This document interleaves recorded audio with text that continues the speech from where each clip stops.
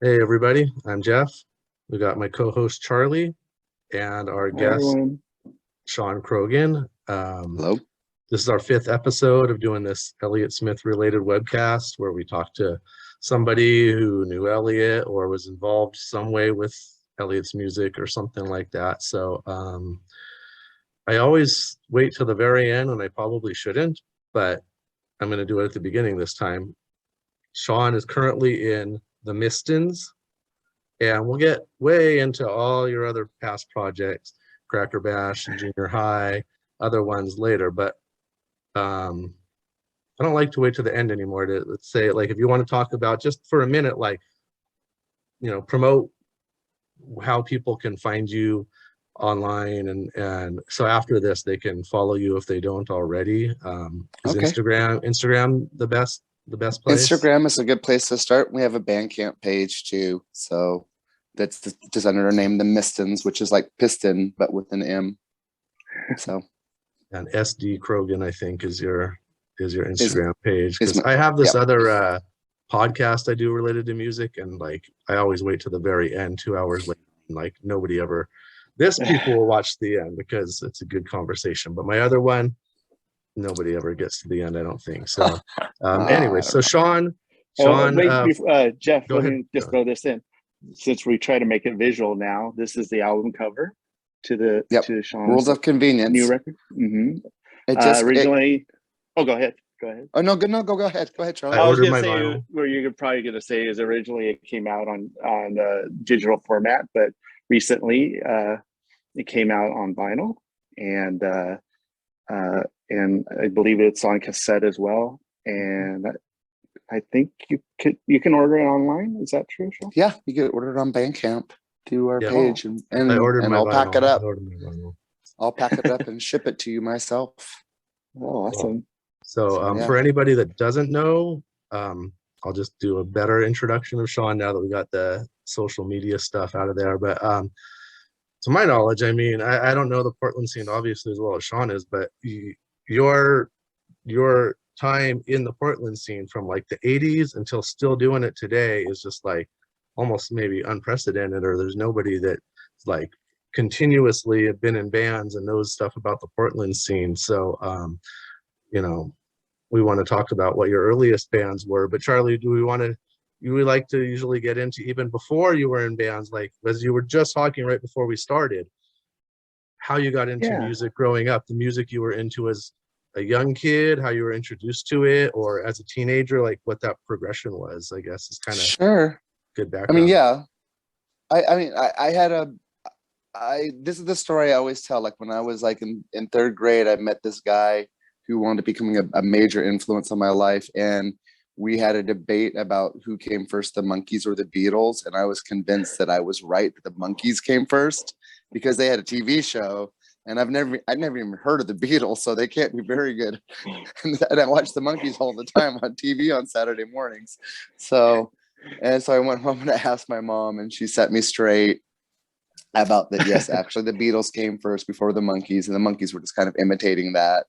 So I wound up just hanging out with this kid. Like we were like best buddies forever, and he had all the Beatles records, and so I just spent a lot of time getting into all that music, and that was kind of the thing that launched my interest in music. I just they were, to me, they were the best because they were funny.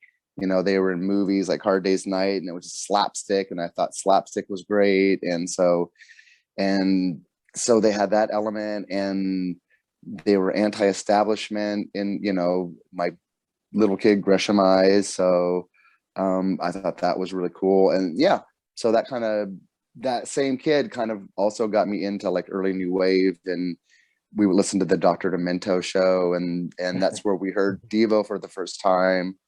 And so that was kind of like, the new door. I mean, I went through the typical kind of stuff. If I listened to a lot of crappy music in middle school, like that was whatever all the other kids were listening to, like the Doobie Brothers. And not to say that's crappy, but it's pretty boring as far as I'm concerned. A lot of it was pretty boring.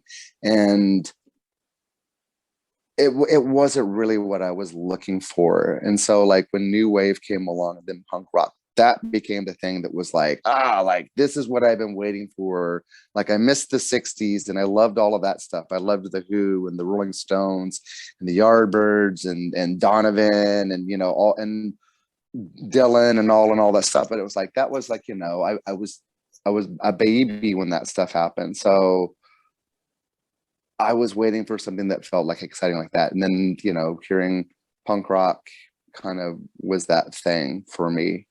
So I was fortunate. I had a guitar teacher who wound up being in like one of the first Portland punk bands in the late 70s called Ice Nine. And he gave me a single when I was still in grade school, which at the time we just thought was funny.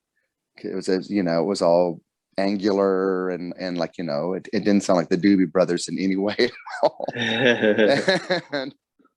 and so, but eventually I just kind of, you know, my ears, you know, began to accept it, the sound. And so there, you know, it went from like listening to them to hearing the Ramones and X and the Clash and then eventually I found out there was a radio show that came on once a week, and I'd stay up late and listen to that to find out about the new bands, like, you know, what was the new thing that was happening. Because even by the time I started listening to those bands, like the Sex Pistols and X and Clash had been around for a few years, so I was kind of late to the game a little bit. So then I was finding about like all the hardcore stuff, and yeah, that's when I started going downtown. And all of So this was, you grew up your whole childhood. Sorry, Charlie, was in. This is all in Portland. You grew up since you were little in Portland. I was born in Portland, and my parents like lived in downtown, and then like a lot of people, like they moved out to the suburbs. So I lived in Gresham from the time I was like 4 or 5 till I was like 20. Mm-hmm. So, and then I moved back into Portland. But like, you know, my parents were way into theater, so we were always like coming into the city. And even when it kind of wasn't like the thing to do to come into the city, it's like my mom loved to be downtown and go to the big library and you know, go to the old kind of department stores that used to be around, that were the old established department stores that were in town then. So I was always kind of downtown, and I liked downtown a lot. And I thought Gresham was pretty boring. I mean, even if I loved it, but I also thought I knew it was boring and that the action was in the city. So we started, as soon as we could, we started catching the bus. And because of like, even before punk rock, because of movies like Hard Day's Night, like we go downtown and act like we were the Beatles downtown and try to get in trouble, like by running down escalators the wrong way, or pretending like we were blind and walking into buses and you know, and we thought we were really hilarious. I mean, and it was really because we wanted to be the Beatles, I think. So, so we did all that kind of stupid stuff. And then eventually it was like, you know, we started discovering that there was a music scene in the city, that it wasn't just like, you know, London or LA or New York where cool underground music was happening. It was happening here in town. So that's when we started kind of venturing downtown to the all age clubs and seeing like the local bands, like the Wipers, who were my favorite band at the time. The Wipers and the Miracle Workers. So my 2 favorite early kind of Portland bands, very different bands. Were you an only child? No, I have a brother. I have a brother who's like 13 months younger than me. So we were really close, and he, you know, we were both into music. We both grew up playing music and singing together. But yeah. And he would started going to all those shows with me too. You know, there was kind of a small crew of kids in Gresham that we kind of found each other, of like these few kids that were into this kind of new weird music. Because most of the kids that we grew up around, Gresham in like the 80s was like still like the 50s. I mean, they might have had like 80s haircuts, but it was still super conservative and you know, you were just expected to kind of like conform. The idea of conformity was still really strong. So to be kind of a kid that had a bunch of choppy hair and ripped up jeans, you know, people thought like, whoa, you know, what are you, a communist Nazi? The communist Nazis are coming. It was different back. It was so different back then. Like you dressed ways that like you see 7-year-olds going to school now, like if you were in high school back then and dressed like that, it was like, yeah, like you were some sort of crazy threat, right? Oh, absolutely. Well, it was cool because of one of our downtown friends, we met this woman named Jet X, who was a punk rocker that was older than us, and she had fanzine connections. And that's when back in the day where, like, everything was done by you just wrote people letters like, oh, are you into this band? Like, oh, I'm into Crass. Like, I'm into Crass too. And so, you had pen pals all over the world who were into punk rock. And so this guy who was this British kid came to visit Portland, and she brought him out to Gresham for some reason to visit us because she thought we were really cool. Because we, whatever. Anyway, this kid was looking at us and is like, you guys get harassed for being punk rockers? And he's like, and we were like, yeah, we get, threatened to get beaten up all the time. He's like, but you guys don't look like punk rockers. Like, you don't have mohawks, you're just kind of like teenagers with dirty clothes on and, and old clothes on. And it was just kind of, but that's how the States was back then. You didn't have to dress that weird to be considered like super bizarre. So it's different now, which is better, which is also a lot better. You don't get harassed for being yourself. I mean, that's, yeah. So when did you kind of start gravitating towards instruments and music? And it's obviously you spoke of when you were in grade school that you were taking guitar lessons, but like what got you into taking a chance and picking up an instrument and kind of moving forward from that point? And what was that journey like?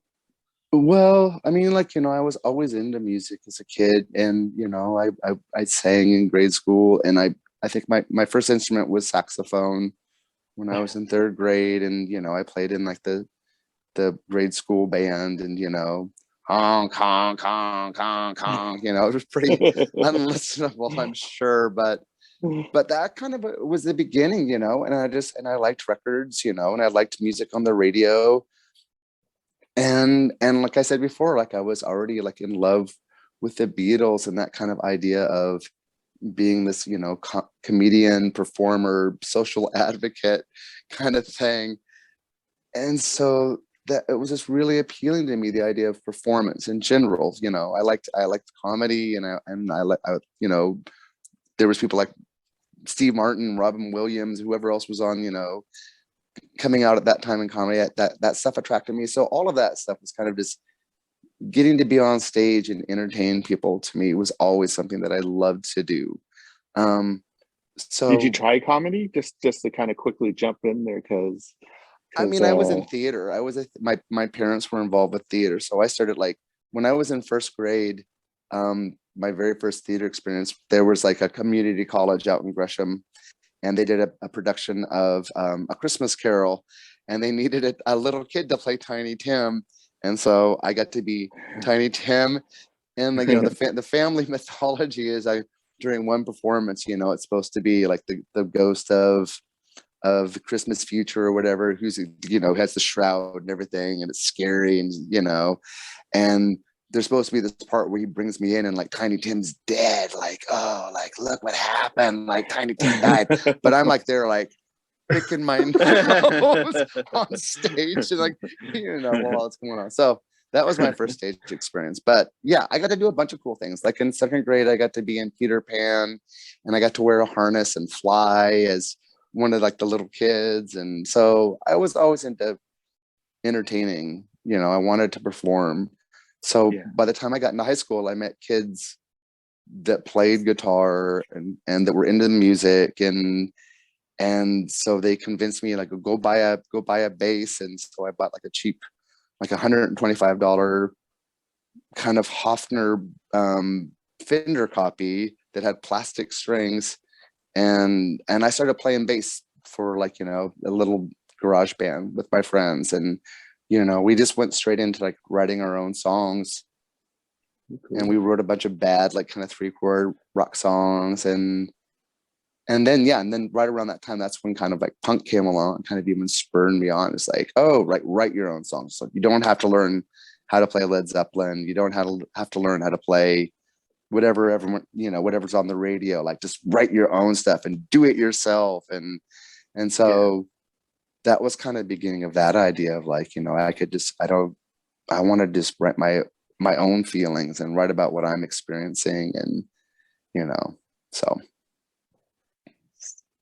how did that blend into kind of your hometown? You were working there, and then working on music there, and then how did kind of going into Portland start? How did you start transitioning into going to Portland? Did you go to college? Were you going to college or? No, I mean, like even as kids, like when we were in high school, like I said, we just started going into town. But then like when I first got out of high school, that's about the time I started going to shows. And so we just started busing into Portland, and there was 2 or 3 all-age punk clubs that we would go to. And you get downtown at 5 o'clock in the evening and stand around for 4 hours in the rain waiting for the little punk club to open up. So you could see, whoever it was going to be, Poison Idea or the Wipers or Rancid Vat, or any number of the old kind of Napalm Beach, all the old kind of Portland bands that were the guys that kind of helped establish the scene, like long before I was involved. So they were still around, which was really cool to kind of get to meet and be around a lot of those people who were really the people that, made Portland initially start to happen as far as that underground movement. What year was that about? That was like in 1981. 1981 was my first show downtown. I went and saw the Neo Boys, who K Records re-released the Neo Boys records, all their music several years ago. And they are still one of my favorite bands. They're an amazing band. So if you're like kind of girl punk rock music, they're amazing. And it's not just basic old kind of 3-chord. It's really amazing guitar stuff. Anyway, so I went and saw that, and then that kind of opened the door. Then I think like not long after that, I went and saw the Dead Kennedys. And I got to meet a bunch of people who were, like I said, who were already part of the scene, and were kind of going to be the big parts of the scene for the next few years, like the people in Poison Idea, and the hardcore scene was kind of blowing up. And so there was lots of new hardcore bands, and like the kind of earlier, more arty punk rock bands were starting to kind of break up, and those people were getting married and, moving into family life. And so there was all this new bunch of suburban kids who were angry and had grown up listening to heavy metal, who kind of, brought this new different energy to it. So that was happening. And so I started going to a bunch of that kind of shows for a while, and drinking beer and hanging out downtown and getting chased by rednecks and metalheads. And so there was lots of violence back in those days. There was lots of animosity. Like if you liked one thing, you couldn't like another thing. You had to pick a team and stick to it, kind of. So it was like that for a while. And then eventually there was the heavy metal crossover. Heavy metal kids started getting into hardcore music, and hardcore kids started admitting that they were already listening to heavy metal music all along. So and that's where I lost interest, because I didn't like heavy metal very much. So and that's when I started getting into more indie rock, and like Dinosaur Jr. and weirder bands and stuff like that. So yeah. And Portland changed. I don't know. Everything just moves forward. So besides the first band, when you wrote quote unquote bad songs and stuff, what was the next like progression as far as you joining bands and stuff? It took a long time. I had a hard time finding people that I could play with. I wound up playing with a couple musicians who were both really good, and then they got snagged by a popular band in Portland at the time. So and one of them actually wound up is John McIntyre, who is the from Tortoise. So, but at that point in time, he was like a 15-year-old like wonderkind on drums, and he wound up playing with this hardcore band called the Willie Bloodman in Portland. So, but yeah, I'd met him as a kid. Like I was like in going to community college, and he was like a sophomore in high school, and he was an amazing drummer. So I met these kids, and then they got snagged away, and then I just kind of knocked around playing guitar by myself in my bedroom, screaming at the wall for a long time. until I met this guy named Ivan French, and he was wound up kind of being my connection to what wound up becoming Cracker Bash.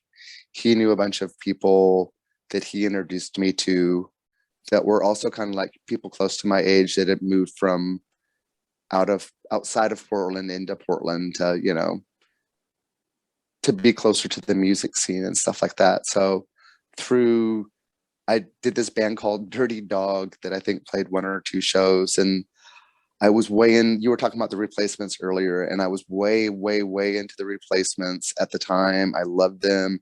And I was also like really terribly insecure and terrified of being on stage. So we would just drink to excess before every show and we thought, well, if the Replacements do it, they're great. Like, you know, and, you know, but the Replacements were great because the Replacements were great. Like, just drinking to excess doesn't make you great. So I found that out the hard way. So we played lots of shows where we just were knocking over our gear and just like, wow. It was pretty much a mess. So, but because of that experience, I got to meet Scott Fox, who wound up, you know, I still work with Scott. I've worked with him off and on forever. So he and I started playing music together, and then we started Cracker Bash not long after that. And Cracker Bash kind of like just started, well, you started maybe before some of the other bands, but it kind of came along right at the time when what a lot of people, or people my age maybe anyways, know of, like Portland 90s, like, you know, when we did a test Zoom a week ago, I couldn't stop talking about Hazel and Team Dresch, and, you know, that's maybe a few years after Cracker Bash started. But I mean, people who maybe were making similar music to you and had a similar vibe, it kind of all coalesced together more, did it not? It did. I mean, Cracker Bash was a little bit ahead of, like you said, a little bit ahead of some of those bands, and we were a little bit behind some of our other friends' bands, like the Slusher Wrinkle Brothers, who, you know, are eyelids and still going on doing stuff. Like, they were already in hardcore bands, and some of our other friends were doing these bands like Plain Truth, and bands were starting to morph. They were getting out of the hardcore thing, and there was a lot more kind of different. That, you know, the Midwest scene was exploding, and you know, there was rumblings from Seattle, and, like, you know, bands like Dinosaur Jr. that weren't just straight up punk rock or straight up hardcore were starting to come out. There were things that were more interesting but still loud and kind of distorto, and, you know, Sonic Youth, and so I was getting more into that. But, you know, the scene was still this kind of a hardcore scene in Portland. So, you know, when we first started, we just kind of play with a lot of bands that weren't necessarily similar to us, but, you know, or they were bands at the same time that's kind of trying to figure out, like, what are we going to do now that's not like what's already happening, that we're kind of tired of. So, and then, I remember one night sitting down with Pete Krebs from Hazel, and that was before he was in Hazel.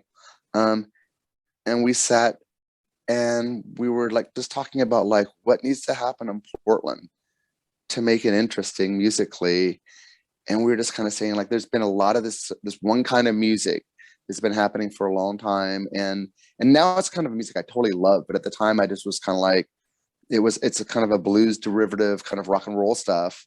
But at the time it's like, oh, I've just heard it so much, I'm over it, like, you know, there's got to be something new. And we were like, yeah, like, we got to have like some new younger bands. And right around that time, you know, Pete decided to start Hazel, and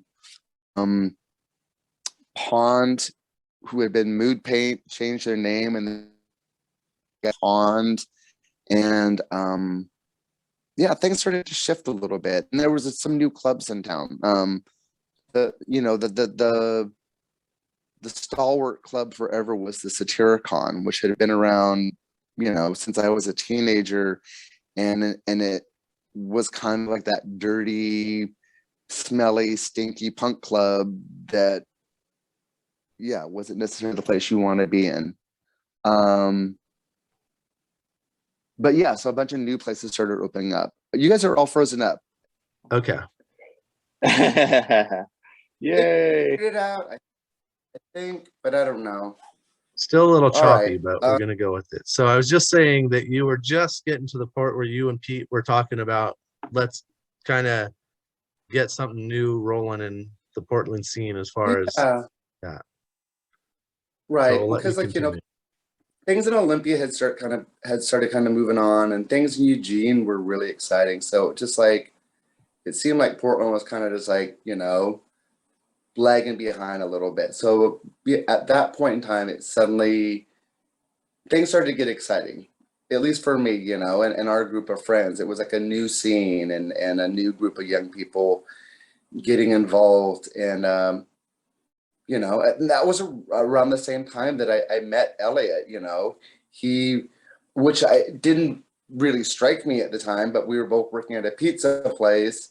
And, you know, he was this kind of quiet kid, and we were both into music, and we talked a little bit about music, but you know, everyone was into music. We were all young and into new bands and stuff. So suddenly, like, you know, there was all these new young bands playing. Cracker Bash was getting to play with Pond and Hazel, and then and Calamity Jane was, you know, had moved down from Olympia and was playing shows, and then we were getting to go up to play shows in Olympia, and by then, like, you know, the whole Seattle thing had already blown up. So So you you're know, talking like 91, 92 ish. late 80s, before like Nevermind, you Okay. know.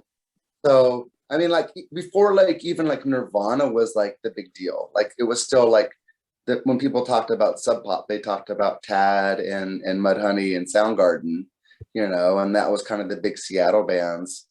But but you know, that was going on, but there was all the stuff that K Records was doing in down in Olympia, and the beginnings of Riot Girl were starting to happen too. So it was a new thing. It was just kind of that new time, and that the late 80s, it was starting to blossom. So by the time that Nevermind came out, you know, it was the world was ready for, you know, what was happening. And it just made shows better for all of us too, because suddenly the bands that would play like small venues and have a handful of kids, suddenly it was like these big giant venues, and it would be sold out with teenagers. So it was suddenly like there was a teen scene that cared about local music and would pack out halls to see, you know, their local heroes.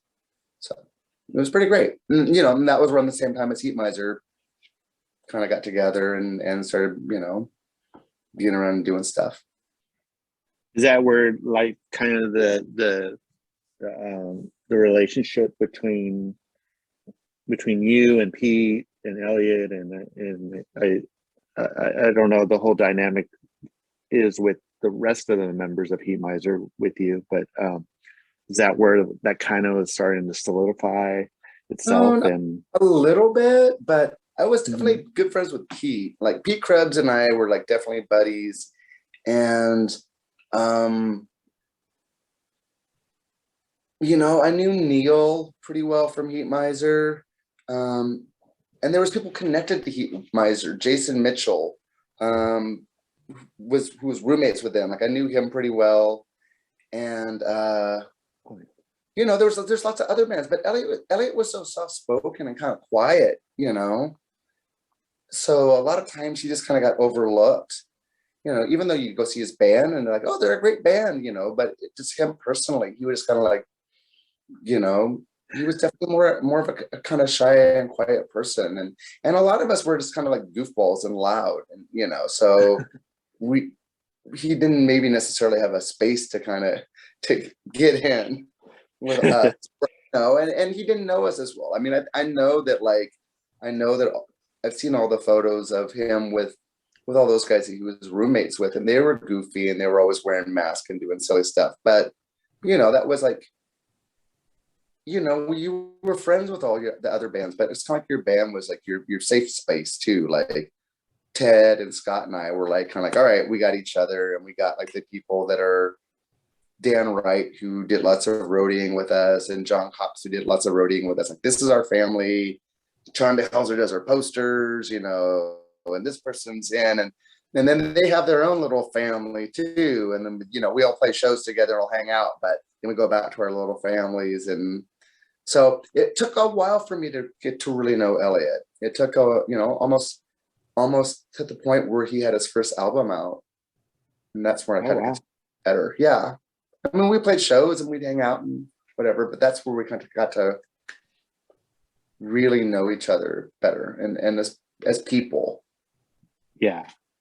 And so I mean, do you necessarily remember the first time you kind of both just, or aside from the pizza place, I mean, where it kind of got to have a moment of kind of growth in becoming friends, like you just happened to hang out and just somehow connected and started to build something, or it really was a slow build? It was a slow build, but I think that the initial thing that that helped bring us closer together was probably Chris Lesharenko did that Devo cover band, the Spud Boys. And he asked, his brother was in it, and then he asked Sam Coombs and Elliott and I to be in it as well. And so, you know, we had to learn all these Devo songs, and because I was that kid that was like, I don't want to learn how to play cover songs, I just want to write my own songs. I had a really hard time figuring out how to play covers, but Elliott was really, really, really good he could just figure out a cover really fast. So he helped me with my guitar parts a bunch. And then we just started, you know, just kind of hanging out and just kind of talking a little bit more. And I got to see his sense of humor and you know, instead of just being a shy guy, it was like, oh, he's, you know, this guy has more personality than this kind of being a quiet guy, you know. And so that happened. We did the Spud Boys, and then we played a few shows, including like opening for Heat Miser once up in Seattle, I think. And then, you know, Cracker Basher was already done by that point in time. And I think it was my friend Tammy Watson that summer was like, hey, we want to do this tour at the end of summer. And where we go down to LA, and we want to all of us kind of do more acoustic stuff. And I know Carrie Ackery from Hammerbox broke up, and she's looking to do some stuff, and I want to do some stuff, and you should do some stuff now that Cracker Bash isn't doing anything. And Like Slim solo Boo, stuff? huh? Solo stuff? Yeah, Uh-huh. solo. And was this around 94, 95? Yeah, yep, right around yeah, beginning of 94, or you know, middle of 94. It was the popcorn tour, right? Yeah, and I was like, you know, I know this guy Elliott. He's you know, he's good. Like, we should ask him if he wants to come with us. And so we're like, all right. And so, you know, it was kind of like, you know, Elliott and I drove up to Seattle and met those guys. We all got in a van and, you know, drove down the coast and playing shows together, which was really fun because it was a bunch of people that were all kind of in loud rock bands, and suddenly they were all like, you know, playing acoustic or quietly playing electric guitar and yeah, and just kind of learning a new voice, as it were. You know, we weren't just screaming and yelling, so, or it was just quieter. But I think you started to say Slim Moon too. Slim Moon was on that tour too. Slim Moon, he didn't get to do the first. I think he joined us like in San Francisco. He missed a couple shows down the coast, but he did Seattle. And, you know, there's this story now where it's like, you know, Elliott opened, like he was the very first person to play on the show in Seattle. And people talked right through his set. Like, you know, they just totally ignored him. And because he was playing quiet, you know, it wasn't loud. So it was easy to overlook. And I got up on stage and said, you missed out, you know, you missed out on something really good. And you're going to So you're responsible for making sure that Slim was paying attention the next time, right? I mean, I've read that story. Yeah, and it was in San Francisco that time, but he was like, you know, all right, so Sean said I should listen to this, so I'm going to give it a listen. So And because at that time, Slim was like, I want to sign you to Rockstar, Sean. Like, I like this idea of you doing acoustic stuff. And you know, he was already kind of seeing the writing on the wall that this, you know, there was another new movement coming, like where more people kind of getting back into acoustic based music and 4-tracking at home. And so he was all like, I want to sign you, because he knew Cracker Bash. And he didn't know Heat Miser or Elliott very well. So, but then, you know, he went and listened to Elliott's album and he just became, you know, an early convert. And the rest is history. For sure. There's a question. Can I ask this question, yeah, Charlie? Yeah, absolutely. Someone said, well, I don't know if anybody knows this, was Sean's set recorded along with Elliott's at Umbra Penumbra show, which I know Casey, who we had on our first episode of this, recorded Elliott's set. So I don't know if Casey recorded Sean's. He recorded every sets. He did. So yeah, that's recorded. My set. I have I think there's a tape of it around here. And I know I used to have a tape of just Elliott's, you know, the whole set at some point in time. The person is asking also, they said, I was there and remember him doing a song about an imaginary bazooka attached to his mom's car when he was a kid. Oh, yeah. Yeah. That was, yeah. Somebody watching this I wasn't as sophisticated as Elliott. Still creative though. Acoustic, but I was still singing songs about going around and blowing up the city because, you know, I hated progress. I just wanted to get back to fields and farms again. Yes, right, well, I did that song. Who is this person that remembers Who this? is that person? Their iPad. Their name on here is iPad. Okay, there was not very many people at those shows. I will say that, you know. I mean, we did that tour, you know, and on that tour, it became really apparent that Elliott was the special person on the tour. You know, he just had all the parts. And so, you know, he went from opening the show to playing later and later and later in the night. And, you know, there was even then, though, there were sets where people would just blah, blah, blah, like through his set. But I do remember, I don't remember what the venue was that we played in LA. I mean, we played a couple of venues in LA. But there we played the Jabberjaw, but we also played like a bar venue that was kind of almost like a classic. It almost looked like, you know, you could have seen a big band on the stage back in the 40s there.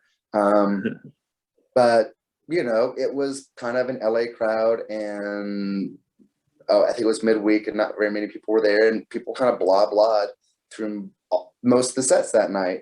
But Elliott shut that room up. And that was one of the best things about that tour. I remember that night was because there was all these kind of Hollywood people who were like, whatever, there's these Northwest guys playing acoustic guitars. Like, who cares? So yeah, it was, and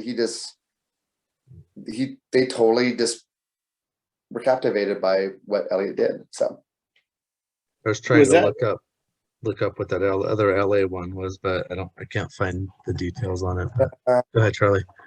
No, I was gonna say, is that the one that you guys went together with Rose from the Soft Beats tour, or is that one later? Oh no, that was just the Popcore tour. I wasn't on the tour with Rose. We met Rose when we played in Sacramento. I mean, there's that photo I posted that was supposed to be the first Puppy Egg show. Yeah.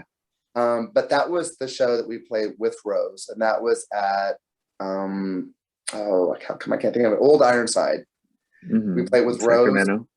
Yep, in Sacramento. We played with Rose, and we also played with Kevin from 7 Seconds, the old hardcore band. I was just like, whoa, like for me, it was like a Tiger Trap, and as a young punk rocker, I love 7 Seconds, so I was like, oh yeah, 7 Seconds and Rose, like. What a great night! So yeah, and both of them were pretty much from there. Yeah, Sacramento. So that's pretty neat. It was cool. It was cool. That was a really good tour. And kind of, you know, it showed what was coming up. I'm sorry, I missed it. I was like a year too late. I saw Elliott the next year, and even in '96, I was seeing shows with people talking all over him. I mean, he was opening for Sebado, but in '96 in LA at the Roxy, like you could barely hear him playing when he was opening for Sebado. It was so many people talking. It was Right. I saw Cat Power like that in Portland one time too, where everyone just like talked over her whole set. I was just like blown away. But yeah, that's when people kind of still just kind of thought they could do that at a show. I don't know. well, And I always defend LA. People say, "Oh, it's a bunch of Hollywood types," and people, they don't pay attention to the bands. And I think that's a bad reputation in a lot of ways. But that was Sebado, like at the height of like when Harmacy came out and they had that song "Willing to Wait." It was the show where like all the cool industry people wanted to be seen and were there and not paying attention to the opening act. It was definitely one of those types of shows where it was, I'm here to be seen. right. Because Sabado's a cool band. When Elliott played at Jabberjaw, like everyone was silent the entire time. As soon as he hit his first notes, he had the whole room. And and that second meeting we played at, like, yeah, it took him a couple minutes, but man, he got him. Jabberjaw is different crowd than like the Roxy at like an industry type thing. Jabberjaw, I didn't see Elliott there unfortunately, but I went there, and it's people there to listen to the music and stuff, more or less. It's a Younger crowd. Yeah, for sure. But yeah, those number shows were like barely anyone went to those. We, after we got back, like, we started doing those in the fall, and there was a whole slew of like kind of acoustic kids that were playing, like Sarah Short, Jeff London, and Elliott, and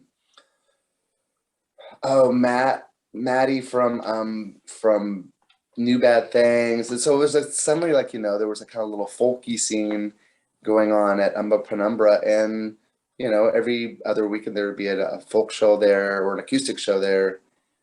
But there would only be like, like 10, 20 kids, maybe ever, and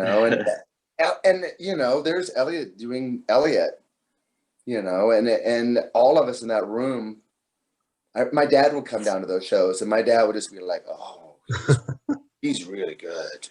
Because he was such a good musician. So anyway. It's a shame not as many of them were recorded. Like, thank Casey for recording that one, but a lot of good shows are just lost to not being recorded. Oh, I wish there had been videos of some of those shows, because it was he would play in a corner of the room. It was like, all right, this L-shaped little room, so it's like, all right, I'm back by the bathroom, kind of like. Yeah. So kind of going. I was going to ask. Kind of go. Go ahead. No, you go, Charlie.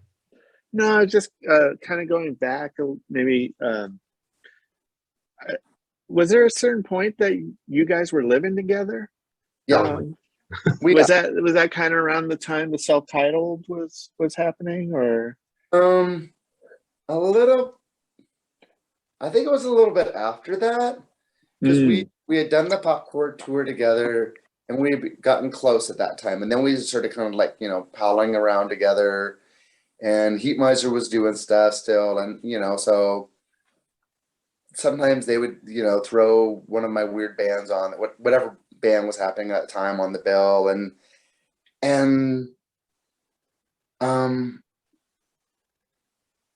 my roommate Dan Wright decided that his boyfriend lived in Seattle, so he wanted to move to Seattle, and Elliott was kind of like, can I move into your place? And so it was like, oh my God, yeah, that'd be awesome. Like, losing like a really good friend. Dan is a really good friend of mine, and so it was really hard to have him moving away, but to have Elliott kind of move in, it was like, this is awesome. Like, we really get along well, and we're both musicians, and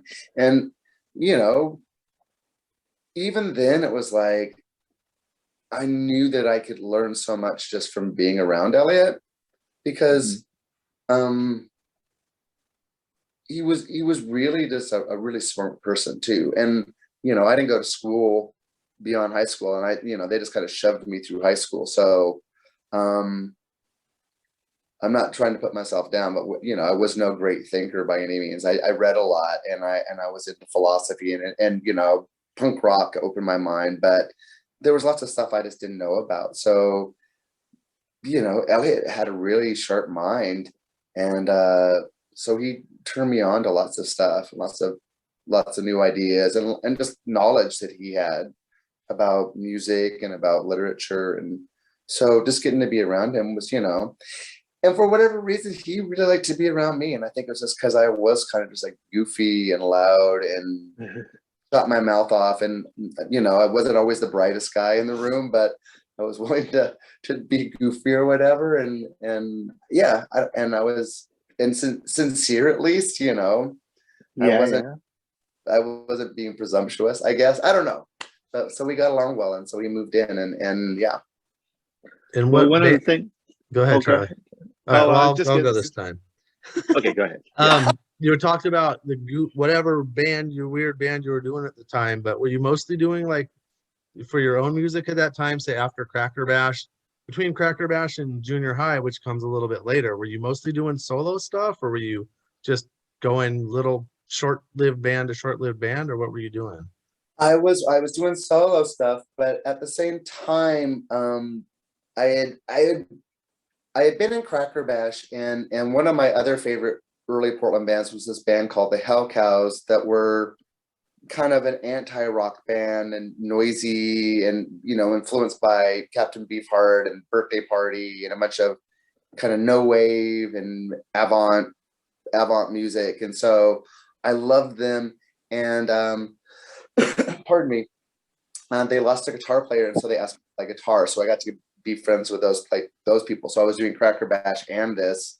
So I was getting to wear dresses and glue hair on my face and do weird stuff, and wear masks and stuff. But that both the Cracker Bash and that band broke up, and so with some of those people, I started a band called Ape Grave that was like 6 people or 7 people, and had horns. And I mean, I think our dream was to be somewhere between like James Brown and Sun Ra, but I don't know if we obviously never reached that level, but it was super fun. It was a fun project to be in, for a while, because there was a lot of freedom in it. And so I was doing both the kind of acoustic thing, and then on this other side, I had this kind of weird, noisy, jazzy thing. We got to open for Mike Watt, and we got to open for like John Spencer, Boss Hogg, people like that. So it was fun, but that lasted for a while. And then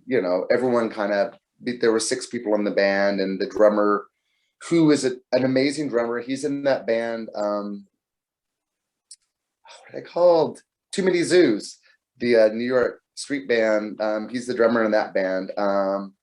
Totally fantastic. But yeah, he wanted to do a hip hop thing, so we went off to do that. And and then I started junior high at that point in time. So I was just waiting. I was trying to bridge that gap there between like Cracker Bash and junior high. Yeah, I was just kind of waiting, and then suddenly Joanna, the single on the album. Yeah, Joanna Olney, who was dating Elliott at the time. We were good friends, and so I asked her to play bass, and I asked Janet if she wanted to play drums, and then our friend Dan Hawthorne played guitar. And so yeah, that was the starting of it, because I always wanted to play. Even back then, I was like, there's too many guys on stage. There needs to be more diversity on stage. Like, I want to play with women for a whole while. So, but then, Janet got asked to play drums for Sleater Kinney. And so that was an opportunity that she obviously could not pass up. And so she moved Paul up. came in. Then Paul came in. And then Joanna decided that she wanted to learn how to do engineering. And so she moved to Chicago. And so then I got Brendan Welsh to play, who Paul had played with in this band called oh no, I'm not gonna think of the name. Oh great, I'm sorry, you guys. Whatever it is. Sorry, Paul. Sorry, Brendan. Anyway, yeah. And then we got yet a David Alspaugh play guitar. So yeah, it became like a whole new band after we recorded the record, but we got to do the tour with Elliott, so which was really cool. Cool. Yeah. Well, kind of going back, why I mentioned the self-titled is because you had posted an early, like a first pressing of the self-title, and Elliott had signed it to you, in a very cute, funny way. And Sean Croghan. yeah, it's like a very early. You could see very early on of how much endearment he has for you. You know, kind of. And I was just, you said you had learned a lot from him, and I think a lot of times people have a certain idea, stereotype about him, of course, but you got to hang out and have some kind of idea of where he was coming from a lot of times. Just wondering if you would talk about that. Like, I know he, aside from being smart, he had a way of being, philosophy wise, and yeah, I mean, it's been a lot of years, so a lot of that stuff is, I don't remember as well maybe as I should, but he was definitely an examiner, like, and he would like to follow ideas, like, he got all caught up in numerology for a while, and numbers, and the significance of numbers, and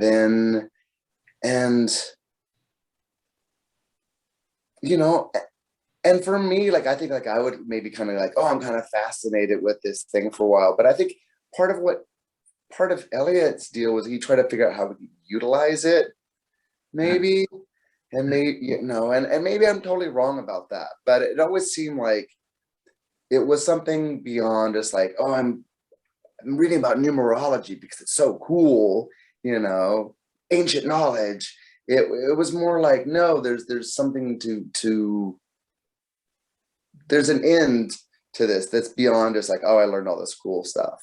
So he had that going,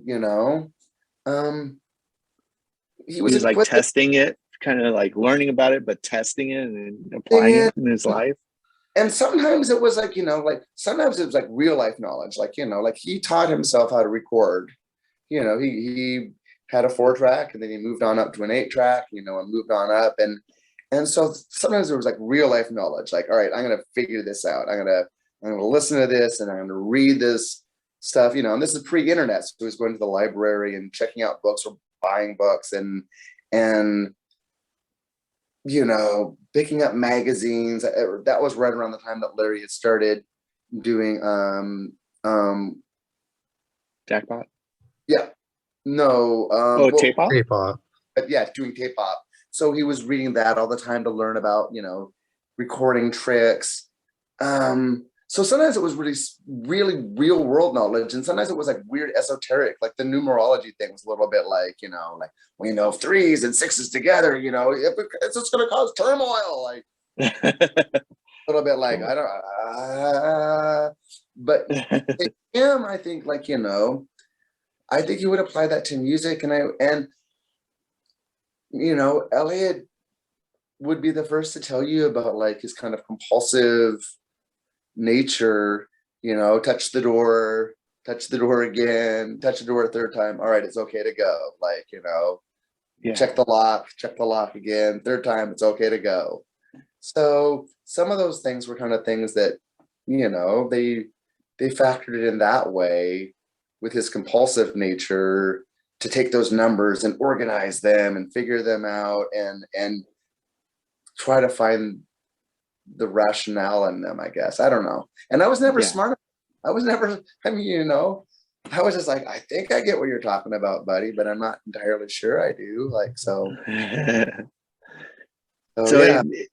Did you kind of like, when you lived together and as singer-songwriters, how is that kind of relationship like? Did you guys just kind of always sing and play together, work things out, and learn from each other? Not so much. I mean, I would learn from him. No, it was hell for me because he was so much better. I mean, it was hard. It was really hard to be around someone who's that good, and when you're trying to do the same thing. I mean, I always felt like I was finger painting and he was doing the Sistine Chapel, you know. So, you know, but he was always supportive, and he was always like, I like that song. Oh, I like that chord progression. I like that. You know, it wasn't like he was just like, look how much better I am than you, you know, and rubbing my nose in it. It was just like he was that much better. And so I'd come home and he'd be like working on some song. He'd gotten home from work and would have the TV turned down really quietly and sitting on the couch, you know, and working on some, you know, new progression. And it was intimidating because it was just so amazing. And to me, it just seemed like it was like, he's not even, it doesn't seem like he's putting effort into like the guitar part, but but what's coming out of the guitar just sounds like so gorgeous. And I didn't even know that guitars could make a sound like that. Like, I'd never seen anyone do that, you know, that wasn't like some classical person or, you know, some jazz guy. To see like one of your friends sit there with an acoustic guitar and manipulate it in that way was just amazing. So, well, when you're in the middle of it and you're younger and you're in your 20s and you're like living with him and you're just like, God, this is my friend and he's just so much better. I'm sure it can be frustrating and maybe difficult on yourself, but looking back on it, I would say like, well, geez, you had just happened to live with like probably like the greatest songwriter of the last, I mean, to us, like ever, or, you know, but like one of the greatest songwriters of the last 50 years or something. So maybe like take it easy on yourself in retrospect, right? Like, no, I do now. And I get it. I get it. It's like, you know, not everyone is born with that kind of talent. And he put a lot of work into it too. So it's like, you know, I see it now. And he, even at that point in time, would always say like, yeah, but you do this. I can't do that. You do this. And that person or our friend, this friend does that. And I can't do that. And so he probably learned more from you and those people than you even maybe imagine. I think so. I mean, I think that we traded information and knowledge and ideas with each other. So yeah, I mean, you know, we would have like this long talks about whatever it was, love or relationships or music or fandom or, you know, the Beatles. And it was cool to see the stuff that you know, maybe we would have in a conversation that would show up in a song of his. Ideas that it's like, all right, we talked about that together, and it, you know, it's like, so yeah, I realize, you know, better now than I did then that, like, you know, I was an influence on him as well as him being an influence on us, on, you know, and on our friends. So it was a wonderful experience though. It was really great. We had lots of fun. It's kind of ironic that we're talking tonight because it's, you know, the whole Get Back thing is out, and at that time was right when the anthology series was released. So those were on TV, or, you know, we were watching all the anthology Beatles stuff, and also PBS had done the history of rock and roll, which a lot of it was talking about engineering and how they recorded. They got, you know, certain people got certain sounds in the studio. So for both of us, we were both, you know, and him even more so, just kind of being sponges and sucking that stuff up as fast as we could. And you know, that the anthology record would come out and Elliott would just be at home listening to Strawberry Fields over and over and over and over again. So they put that in. Oh, listen, that's where they did that. Yep, that's where they spliced the tape. Ellie got all obsessed with splicing tape for a while because of the Beatles. He wanted to splice everything. Like, all right, we should splice this. We'll put a middle section in, but we'll splice it together. I remember on that song specifically is that it is built on the two versions of anthology. That there's like a version that's one version, and then another one, and then the Beatles worked together with George Martin to combine those two versions. So the whole splicing thing. So I could see how that story, you know, built itself. Yeah. Were you into doing that too? What's that? were you into like learning more about that and production and Wasn't, I mean, I wanted to be, and no, I just wanted, I was, like I said earlier, I like to perform, and that was what I wanted to do. Like, I want to perform, like, I want to get on, do it. Like, the idea of learning how to twiddle knobs and push faders to me was like, oh. But you know, that's my loss. That's my loss, you know. So well, and Elliott, oh, go ahead. I'm sorry. oh no, go ahead. I'm done. No, I was just going to mention also around. It seems like around the time of junior high and I don't know specifically on Killer of Friendships record that there, you know, Elliott appears on that record doing backing vocals, and then you also appeared on the Heat Miser record, the Mike City Sons one. And I was just wondering, you know, how'd you get involved with, more specifically, I guess, how did you kind of trade off on those things, like where he would appear on your record and you would appear on their or his record? Right. Well, I mean, in that one, like, it wasn't even Elliott that asked me to appear on Mike City Sons. It was Neil. That was like cool. a song, and so you know, and Elliott and I think at that point in time we were hanging around each other so much that I think it was like our friendship. He didn't want to bring that into the studio, almost in some ways, Right. Not in a bad way, but it was just like, you know, right, we got this thing, this. But Neil was like, I want you to do this part on this song. You know, I want you to do, because part of my thing at Cracker Bash was like I had a really good scream. I could scream really well, and so he wanted a really good scream on that song, you know, and so that he was like, all right, and so that's how that happened. But as far as like Elliott on the junior high record, that was actually like after Elliott had moved away. Like, he was living on the East Coast and was just back in town, and he was in the studio, and he just kind of like helped out. He helped do some, you know, production work, and so. But you know, anytime I could get Elliott on one of my songs, I would do that. I would have him on all my songs if I could. If I could just get Elliott to come in all the time and just like, all right, Elliott, here's my song. All right, now make it good. I would have, but you know, he was busy. So I mean, he got busy fast. Did you hear the Life of the Record podcast about Mike City Sons? I haven't listened to it yet. I still want to listen to it, but I have, just because personally, you know, sometimes yeah, I was there, and I don't know. I remember all. There was a lot of drama around that time, you know, for those guys. They were going through.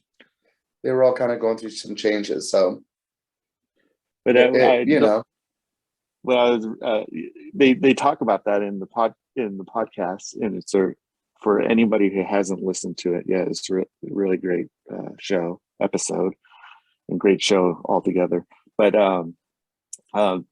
the reason why I brought it up too is that it was interesting because Neil was talking about that you were on it, and that how pretty much I wish the mix was different, like that you were higher in the mix, that we could hear more of you. And I was just curious if you had heard different versions of that song with you on it, and if you did, if it, you know, how was it? Did you get to hear yourself higher in the mix at one point? I don't think I did. I mean, I got to, and you know, because at that point in time, like Neil was like, at that point in time, Elliott and I were living in the bottom part of a duplex. Then Neil was living upstairs with our friend Jason. So we were all really kind of close and on top of each other. But no, they just kind of kept it in the studio. I don't think I really heard it until it was already mixed, and kind of they had established, you know, how they wanted it to how the record was going to sound. Yeah. So I hear myself louder, and I was always just a little bit like, am I doing okay? It's one year song. You turn it down a little. Yeah. So cool. Oh, we were just checking really quick. So someone mentioned something in the chat, so sorry about I that. was just telling them no. they had to leave. It's getting late for them. I was So. doing it too. But I'm looking down. I'm usually checking some information on my phone about what you said, or I was trying to look up Paul's band that you said that you couldn't think of, but there were too many on Discogs listed for Paul. So 61. Oh gosh. there, I have Discogs probably still right up there. Atomic 61. Yeah. Atomic 61, yeah. Yeah. It says he was in Nervous Christians, Atomic 61, Telephone, Junior High, Number 2, Nixon Flat, Eyelids. Yep. So, I remember when he was in Nervous Christians. Everyone who knows who Paulie is has seen him with his he doesn't change. He hasn't aged in since I've met him, really. Same kind of almost like a Beatle cut, kind of a Beatle cut. But when I first met Paul, he full on had Sabbath hair, it was parted in the middle and went to his butt easily, just long and straight. So most people wouldn't recognize Paulie from those days. Anyway. Well, I was gonna ask, stop me, Jeff, if I'm asking too many questions. No, I like your question. Well, kind of transitioning, since we're kind of talking about junior high and actually Paul too. You got to tour with Elliott around, kind of seems like in the XO times, as a solo artist and as part of junior high. You were even in a video, a tour, kind of like a tour collection video of that. And I know you probably had some reservations about that tour, but I just was wondering, how was it like to go on tour especially with that crew? It seemed like Janet was with you guys. It's seemed like a lot of close Elliott friends were with you guys, and I was just curious how that was for you. I mean, it was a pretty crazy experience. I mean, and Elliott asked us to tour with him because at that point in time, Paul was playing drums with junior high, but he was also playing drums with Number 2. And then Elliott was like, hey, will you come play drums with me on this tour? And he felt bad because he was Elliott, he felt bad about oh, I'm taking you guys as drummer, both of your guys as drummer for the next 8 weeks or however long the tour was going to be. So to kind of make it out to us, he asked Number 2 to do the first half of the tour and then junior high to do the second half of the tour. So, I mean, for us, it was a big deal because by then Elliott was, established and he was playing bigger venues and there was lots of people showing up to see him because, Good Will Hunting had already come out. So it was a big thing. So, it was weird. It was intimidating because, people were waiting for Elliott, and junior high was definitely, not doing the same kind of music as what Elliott was doing. So there were some people that were just not very responsive to it, because they were waiting for that thing, which I get. I mean, I've gone to plenty of shows, and so it could be a little bit hair raising some nights, where you're just this is not going over. And you know what? I just want to get off the stage as fast as possible. But then Elliott would feel all bad, oh, I want you to have fun. I want you to have fun. I am having fun. No, people are waiting for you, bud. That's why they're here. They're not here to see me. You could want them to be here to see me, but they're here to see you. I was trying to remember if I saw you. Do you remember? Did you play in an LA date? No, that was Number 2. Did that? Number 2. I was pretty sure I saw Number 2, but my memory is too bad to remember.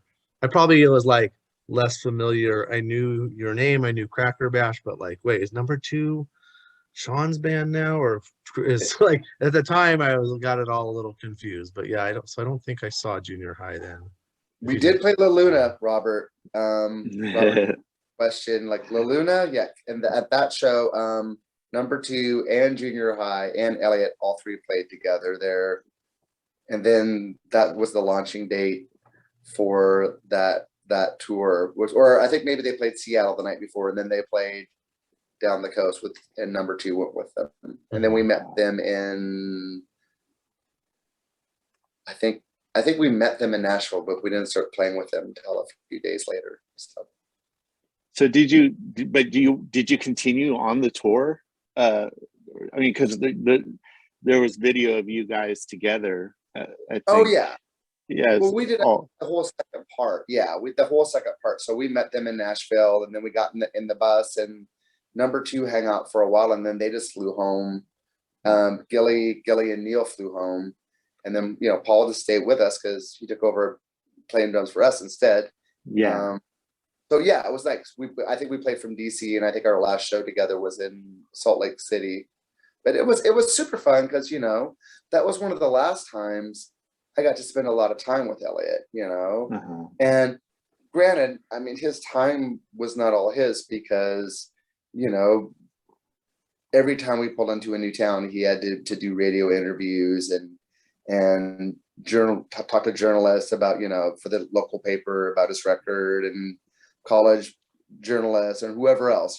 So a lot of times he was pretty busy getting tugged around different directions, but there was lots of travel time where we all got to hang out and playing dice together and knocking around in little towns, getting to go to art museums maybe, or I think that we had a Nerf football that we all like to throw around a bunch. So yeah, it was it was both good and bad.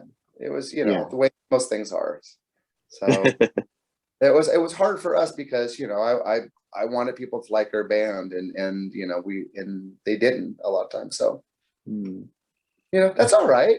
It's like, unfortunately, the bigger the headliner is, it's just like it's unfortunate that it happens. But as you get playing for somebody who's pretty well known, people are just gonna be, oh man, this local LA band that I used to love, and they played pretty small shows, but they were pretty popular, like in the Silver Lake scene, and they were playing at the House of Blues opening for Social Distortion, and I was like, oh, that's pretty cool. Like, they're a pretty rockin' band, but they're more like kind of power pop, like bubblegummy and stuff. So I guess it wasn't really that good of a mix for playing with Social Distortion, because those Social Distortion fans just want to hear something that sounds like Social Distortion, or just so I was like, this is gonna be a good show for them to like play in front of all these people, and man, they were just getting ridiculed and heckled, and I was just like, this fortunately Elliott fans weren't that bad. I mean, there was a couple of people that heckled, but for the most part, I mean, you could just tell like they were just waiting.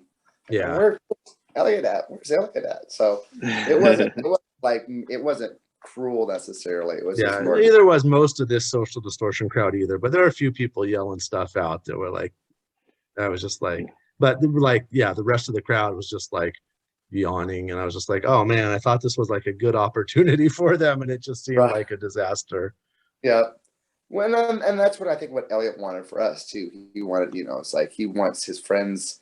He always wanted his friends to be just as successful. He was always trying to, bring us up with him. So that's why he would always bring Quasi or bring, one of his friends' bands with him. And the more he kind of was capable of, making those kind of requests.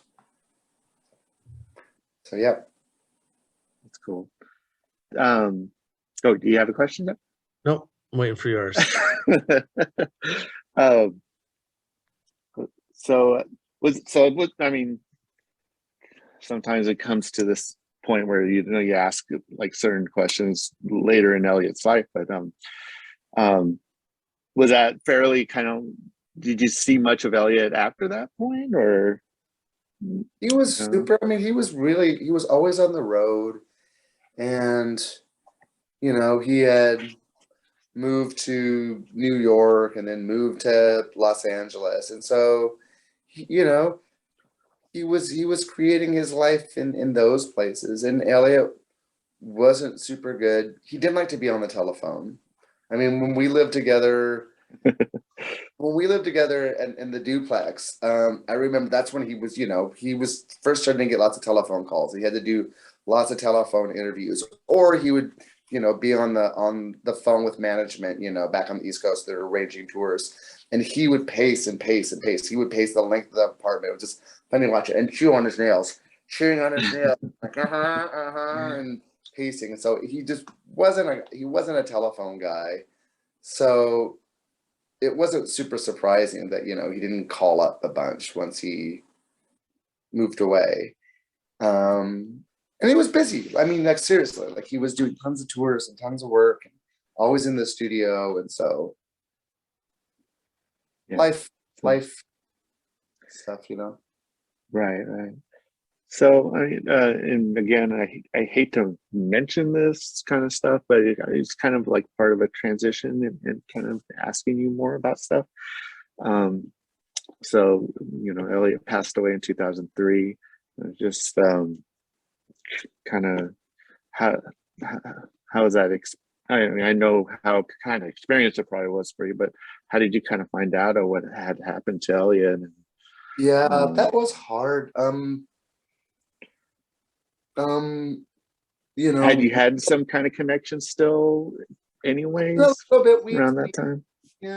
We had seen him when he came through Portland the last time, and he did that kind of infamous show that happened at the Crystal Ballroom. That was just a train wreck. And then we hung out afterwards. We went back to Joanna's and Neil's place, and we all just kind of hung out together and got to visit for a while. And it was a hard visit because he was going through lots of painful stuff. And you know, and we all kind of, I think even at that time we were all kind of like, you know, hey bud, like why don't you come on back? You know, maybe you need to come back to Portland and be around some different people for a while that aren't just gonna that maybe just get to be around some different people for a while and some different influences and not around people that are going to be so likely just to kind of do what you want them to do, you know. More friends are going to say, no, I'm not going to do that for you because I am your friend. Because I think a lot of people were like, you know, they wanted, I don't know, I'm not going to say anything because I don't want to say anything about people that I don't know. Right. But we were trying to convince them, you know, we thought that it'd be better if he came back to Portland. How's that? That was it. That was the last time I saw him. I talked to him, you know, once or twice on the phone after that. And, you know, it was kind of like, you know, it was not the best conversation, but, you know, he was also working on the album. So I think his mind was in 50 different places. So, but we just kind of, you know, chatted long enough to say hi and, you know, how's it going? But I knew he still wasn't in a good place because I was saying like, oh, I'm just, you know, working. I've been trying to play some shows for the solo album. He's like, you have a solo album? I'm like, yeah, I gave it to you, buddy. Like, I gave you, like, oh, you did? Like, I must have lost it. Which was kind of typical of Elliott to lose stuff because he wasn't good with physical things didn't, you know. So anyway, I knew he still wasn't in the best spot. So and I could hear the hurting in his voice. So the way I found out about his passing was actually my mom's stepmother, my grandma, I always call her, had died. And I was in Boise, Idaho for her funeral, and I had just kind of gotten out of the funeral. I was back at my grandparents' house, and my kind of family was all kind of reconverging from coming back from there. And Neil called me up and told me, you know, what had happened. And I was just I was already like kind of like, you know, in a rough spot because of my grandma dying. And so I was just kind of so numb. I was just kind of like, okay, well, you know, thanks for letting me know. Like, you know, shit, like, you know, what the hell? Like, but you know, I always throw this out there. Like, I don't know how Elliott died. I know there's people that think there was foul play involved, and, you know, I don't even try to speculate, but I wasn't surprised when the initial idea was that he took his life. You know, it was something that had concerned us in the past. So I was just kind of numb at first, and it took a long time for it to kind of to seep in. And I think initially I was kind of upset with him too, because, you know, my grandmother had died, and here was this wonderful soul who had, you know, had her lost a leg when it got run over by a train, like in the 30s, and fought and, you know, struggled to get by, and, you know, her kidneys failed and she struggled to stay alive. And I was like, here's this lady who's had it rough and she keeps on trying to stay alive. And here you are, dude, like you got all the gifts, like you are brilliant. And like, you know, and you know, and in my opinion at the time was like, you took your life. Like, how dare you do that? Like, because you're the best of us. You were the best of us. So I was kind of mad at him for a while. And I mean, but you know, I mean, I think that's just kind of a natural, when you lose a friend and you lose someone who you think, you know, definitely has good reasons to stick around. So, but it didn't last long. That the anger didn't last long. It didn't. It's just a long, slow process of, you know, thinking about him as my friend, and thinking about him as someone who I respected as a musician, and thinking about him too as the way that the world sees him and the way that the world interacts with him and his memory. And so, you know, it gives me lots of, I have to think about it a lot, and I have to think about what I feel about it a lot too. You know, it changes constantly. I mean, obviously I'm super sad, but I feel so lucky that, like, you know, I think Jeff said earlier, like I got to live with this guy, and I got to share space with him, and not only share space, like we shared friendship, and so I mean, I feel really fortunate that I got to know this amazing human being who, yeah, like it just kind of, sometimes it doesn't even seem real, you know, that I knew this person, and then like not just me, like, you know, all of our friends, Neil and Gilly and you know, Jason and Joanna and Janet and Sam, and on and on and on and on, all these people, we got to kind of share this time. And, you know, so I always kind of see it through my kind of skewed perspective of that apartment that we had, and that house that we shared for a little while. And you know, we were two kind of moody guys. So we got to and cry a lot, and do that kind of the sad guy routine together, and then got to do the Abbott Costello routine together. And so, yeah, it's a crazy thing, life, you know, and getting to look back. I just want to kind of transition in the sense of that my feelings about how you handled it after Elliott passed was that, I mean, as fans, I think a lot of us were thankful that you were willing to talk about Elliott so early on, and being an ambassador, basically, in a way, to you know, a deep connection to somebody that a lot of people really probably didn't get to know, aside from their music and what media would tell them who Elliott was. And you were one of the early people that you know, was pretty honest and didn't fall in those ideas of the whole stereotype about him. And you know, I just, you know, I mentioned in my post that you had done interviews.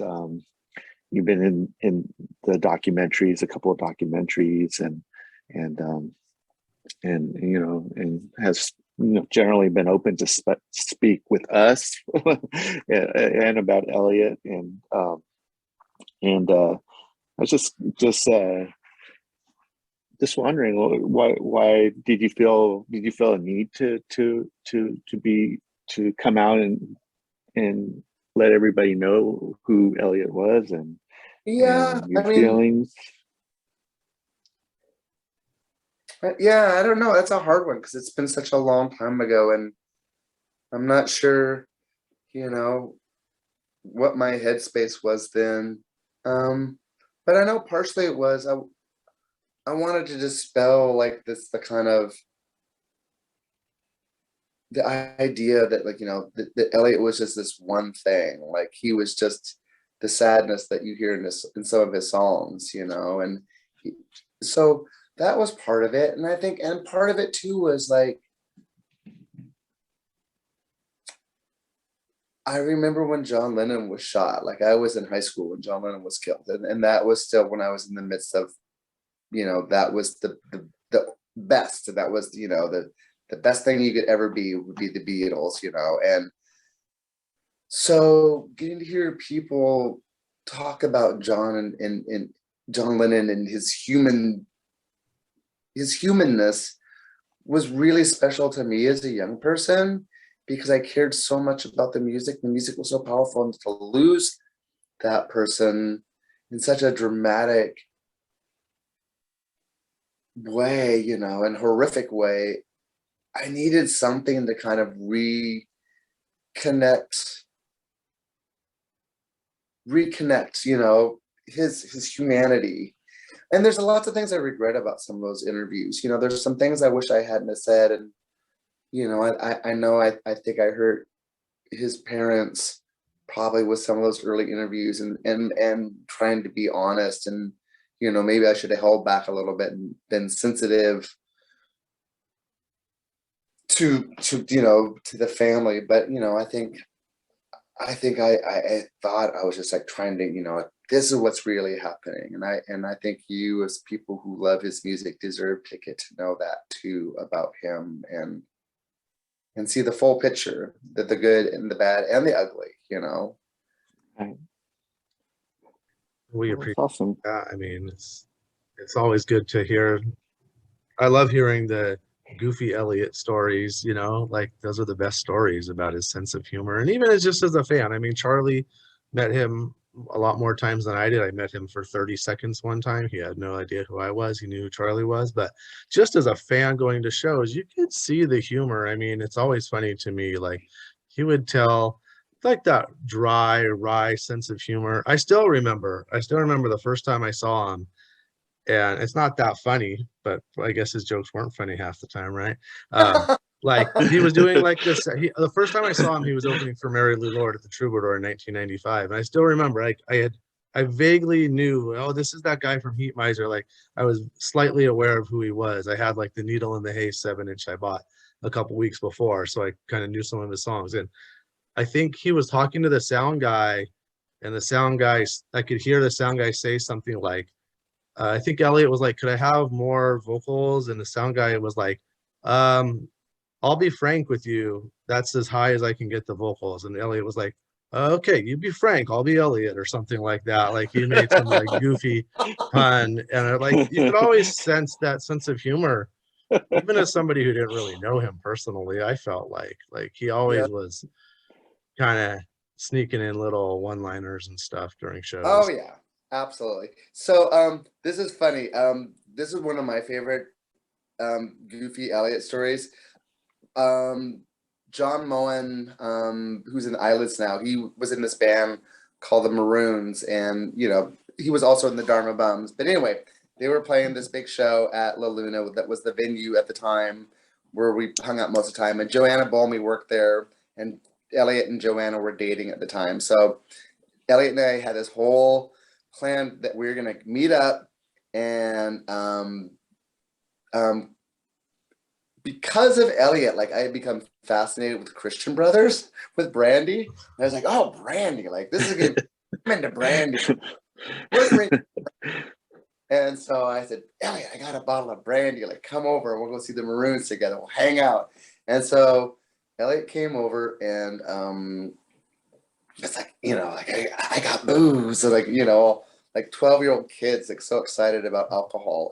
So we're sitting around and just listening to music, and Elliott's digging through my records, like, oh, I want to listen to this. Oh, I want to listen to the Pogues. I want to listen to Captain Beefheart.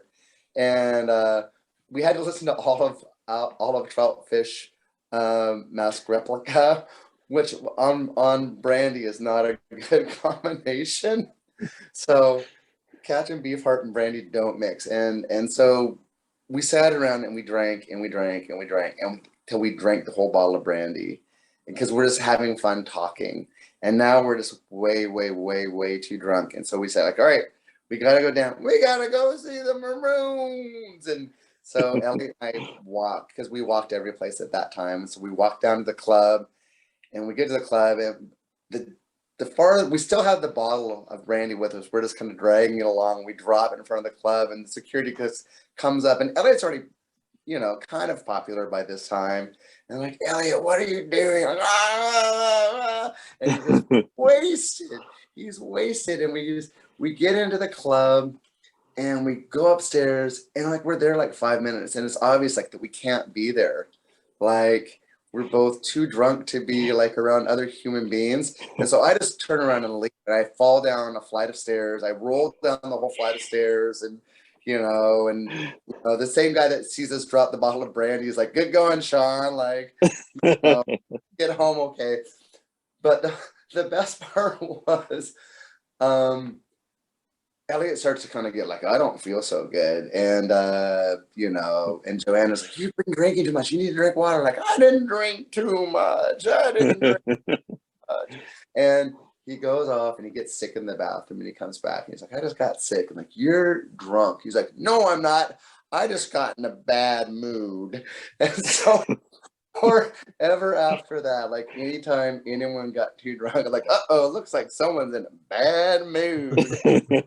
But yeah, Elliott was like, and he was really emphatic about the fact, like, I'm not drunk, I'm just in a bad mood. He's kind of stubborn. He was very stubborn. Yeah. Can I ask a quick sidebar? One of my favorite moments between you two is in Steve Haft's Strange Parallel, where you're the drill sergeant. Can you tell anything? Can you tell us anything about that whole experience? Absolutely. And how that come about? And it's just so funny, that you're just hammering him, and he's just like, I mean, that was kind of part of one of our gags anyway. Was I would berate him, and Neil had this whole thing. Neil Guts had this whole thing where he would always do like, oh, come on, and like be like this mad dad, like, go on, Bubba. And so I don't kind of do this drill sergeant guy. But the whole like the Lord's burning brain thing, that line was a whole Elliott thing that he had come up with, because there's a Flame Burrito Brothers song, or wait, no, it's a Bird song, I think, in Sin City, where they say, something about on the 34th floor a gold-plated door won't keep out the Lord's burning rain. But Elliott had always heard it as the Lord's burning brain. And so it became part of this line that we'd always like, you cannot stop the Lord's burning brain from infiltrating your perimeter. And so, awesome. Yeah, so when they decided they were going to make the movie, Elliott was like, I want you to be a drill sergeant in this movie, and I want to do the whole like burning brain thing. And so it took us forever to do that, though, because Elliott would just sit there and start laughing every time. Because Elliott, that's why I love being around Elliott, too, because he was a great audience. He would just sit there and crack up at half the dumb stuff that came out of my mouth. And like, that's hilarious, Sean. So we sit there, like, he was just losing it the whole time we were trying to film it. Like, all right, let's do it again. You'll be happy to know that's still being discovered by young Elliott fans today, because I'm too old to be on Reddit and this stuff, but I joined Reddit mostly for like the Elliott Smith subreddit thing. So I look at what people say on there, and there's 17-year-olds discovering Elliott Smith's music today. And just like 6 weeks ago, somebody I don't think they knew where it came from or whatever, but they just posted that one clip only from Strange Parallel of you being the drill sergeant. And they're like, look at this crazy thing I found of this guy like yelling at Elliott. What the heck is this? And people are like, oh yeah, that's from Strange Parallel. Like half the people are like, what the heck? I've never seen that. What is that? And then other people are like, yeah, it's from this thing, Strange Parallel and stuff. So it's funny reading these Reddit posts because there's people who are just, their Elliott trivia knowledge is 10,000 times beyond mine. And then there's people who are like, hey, I just heard like he made another album after XO or something. Like, yeah, did you ever know? Yeah, so that's one of the things that I mean, I love about music in general is that, you know, there's always like that new thing to discover.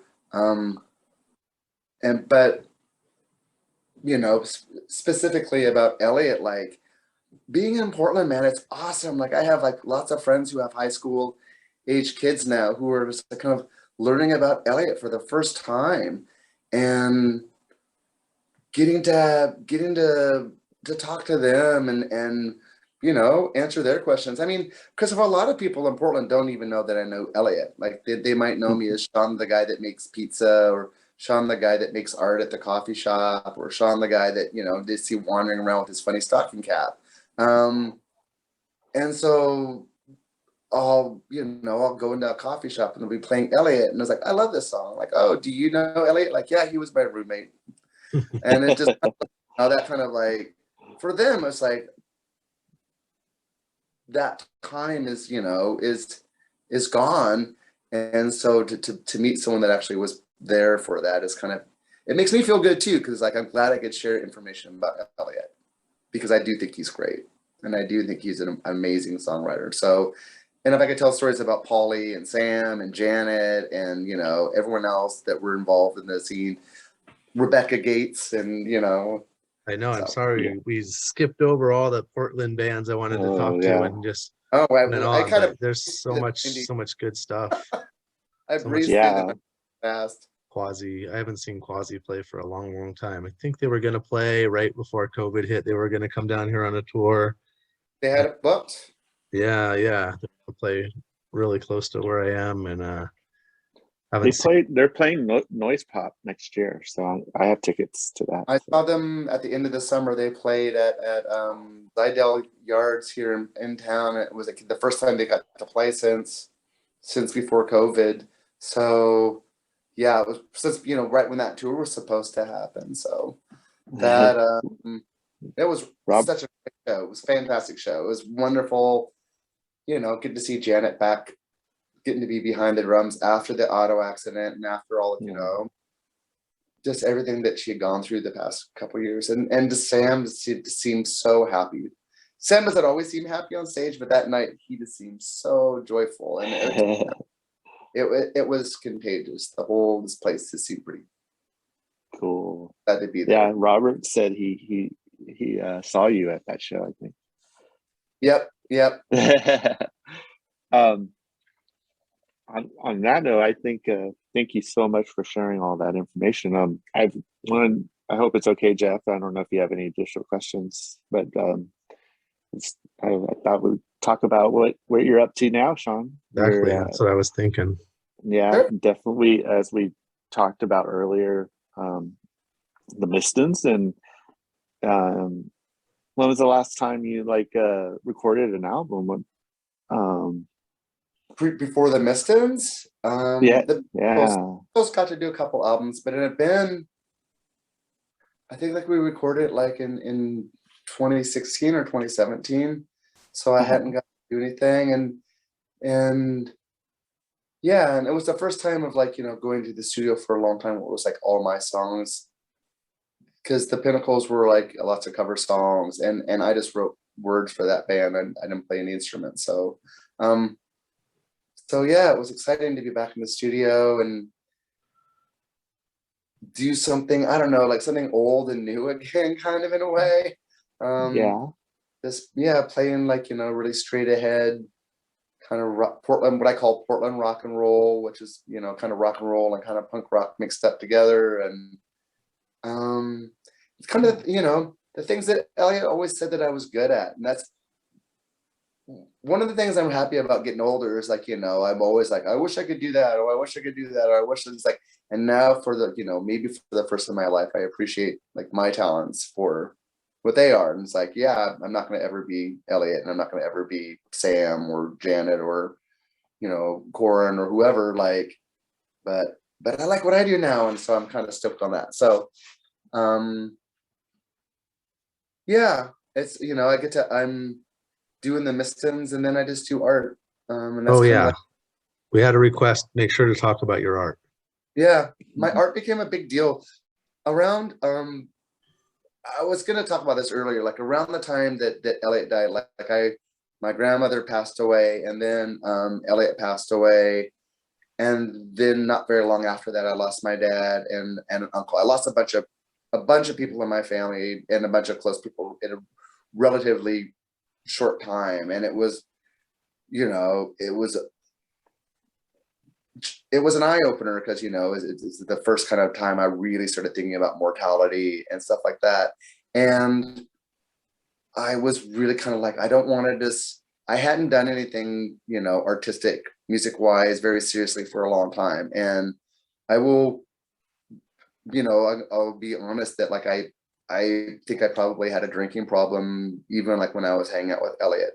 And Portland is a heavy drinking town, and people like to get messed up, and so that became like kind of an excuse, or just the thing to do for a long time, especially after a lot of people that I had been friends with moved away, and things kind of changed. So I just became more of a drinker, and I kind of stopped doing as much. So after I lost a lot of those people, I decided I wanted to change a lot of things in my life, and one of the things I wanted to change was to make sure I didn't wind up not doing things that I wanted to do before I left. So I always wanted to be more serious about art.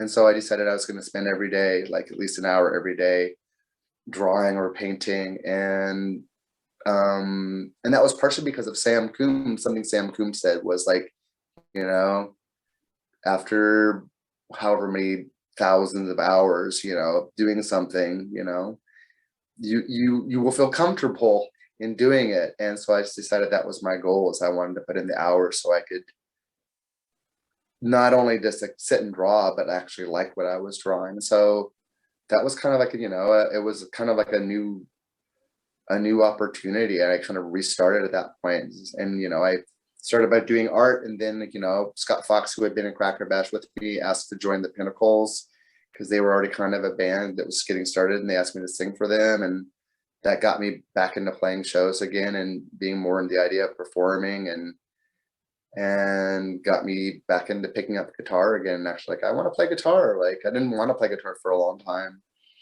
you know, partially because it's like, I'm not as good as those people are. It's like, but I was like, I just gonna play guitar the way that I play guitar. So, you know, art kind of got me moving in the direction I want to be in. So now I make art every day. I don't really have a job that I go to, except for I take care of a little boy with special needs a couple days a week, who I adore. But other than that, like, yeah, I sit around here and make art and write, you know, rock and roll songs about trying to make our world a better place. And yeah, I'm just try to sell art and try to be really grateful that I can afford to be poor. I don't have kids or college debt or a car or something like that, so I could actually afford to not make as much money as other people need to make just to get by. So People can buy your art. They can follow you on Instagram and buy it through Instagram, right? Yep. And I try to, as a, you know, working class people has always been something that I've always been, the idea of the working class and working people is always something I've championed. So I like to think of myself as, like, you know, a proletariat artist. Like, I have paintings that are like $1,000, but I just spent the last 2 days like making like little $10 pieces of art that, you know, hopefully anyone that wants to have art can afford to buy. Yeah, I've seen you post plenty of the affordable art. Yeah, Cool. it's important. Art is really, you know. I wanted to show a couple.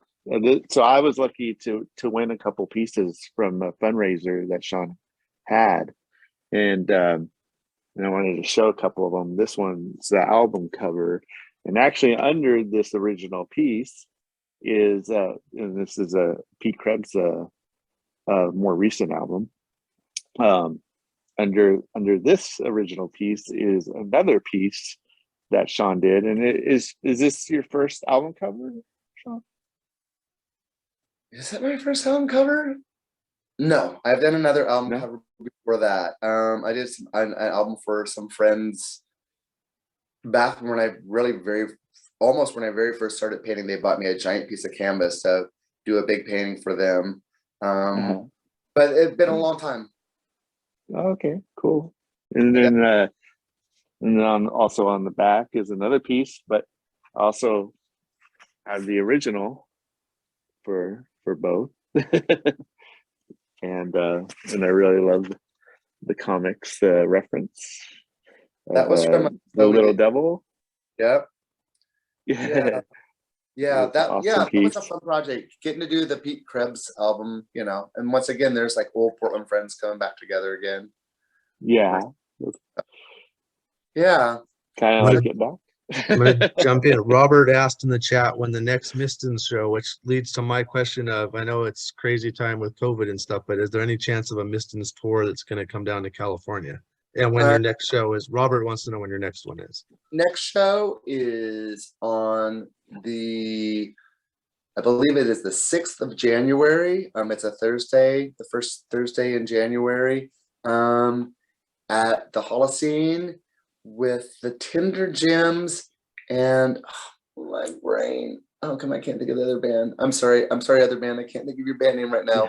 But yeah, I'm really excited because it will be our vinyl release party. So, and I know that Tinder Gems I think they have a single coming out at the same time. So it'll be, and it's exciting for us because we're getting to play with younger bands, which is really important to me because it keeps me having a fresh perspective. So yeah, we're doing that, and yes, our goal is to get down the West Coast. And initially, right before COVID, that we were just starting to plan a West Coast tour, but you know, then fate took over. So now we're trying to figure out when we could probably get back out and down the coast, which I'm guessing at this point in time probably won't be till either late spring or maybe not even till the fall. It's kind of depending on COVID. And again, I mean, just so many bands want to play, so but we'll do it. And we're kind of trying to find a new, because of all the stuff that's happened in the past 2 years, it kind of switched up the whole music world. Like there's all these, the rules have all been kind of destroyed, and I think we're all trying to rewrite stuff. So one of the things that Micah, who I play with in the Mistons, and I talked a lot about was like trying to find new ways to play shows that aren't so dependent on bars. And I've got some great, well, I think I might have even sent you a picture when you played like this skate park show.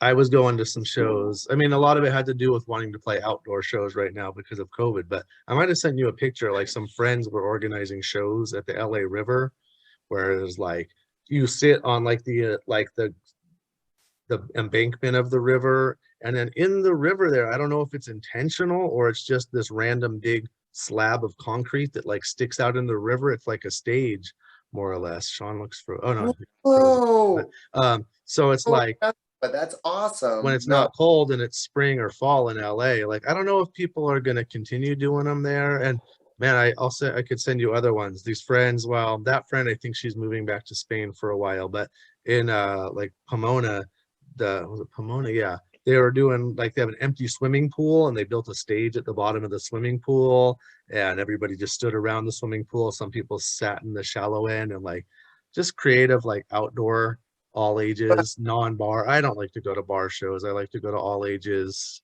those I type of. prefer kids to be at shows, because I always think that, if you want to keep the music alive, you have to engage younger people if it's going to be like every like rock and roll show is going to be at like a bar, and you can't be 21. It's like, well, why would any young person ever give a shit about this music then? Like, you're denying them the opportunity to engage and be involved in it. So they're going to move on and find their own thing. And like, you're like, how come kids don't care about, the band that I'm in? Like, because you don't care about the kids, and you don't care about what they're doing too. Like, because what they're doing is important too. And you got to not only just be the voice that talks about, like, hey, Elliott Smith and stuff like that. You have to also be like, all right, what are you doing? And like, and why are you doing it? And what are your thoughts?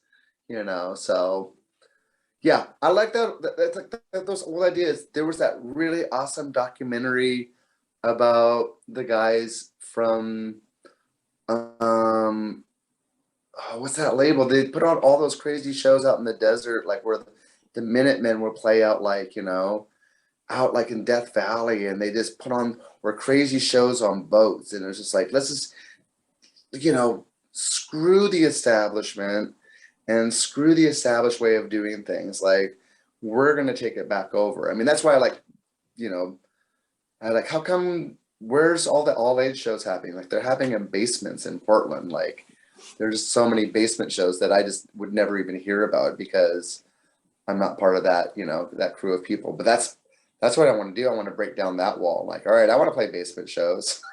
Yeah, I wish we had basements here in Southern California.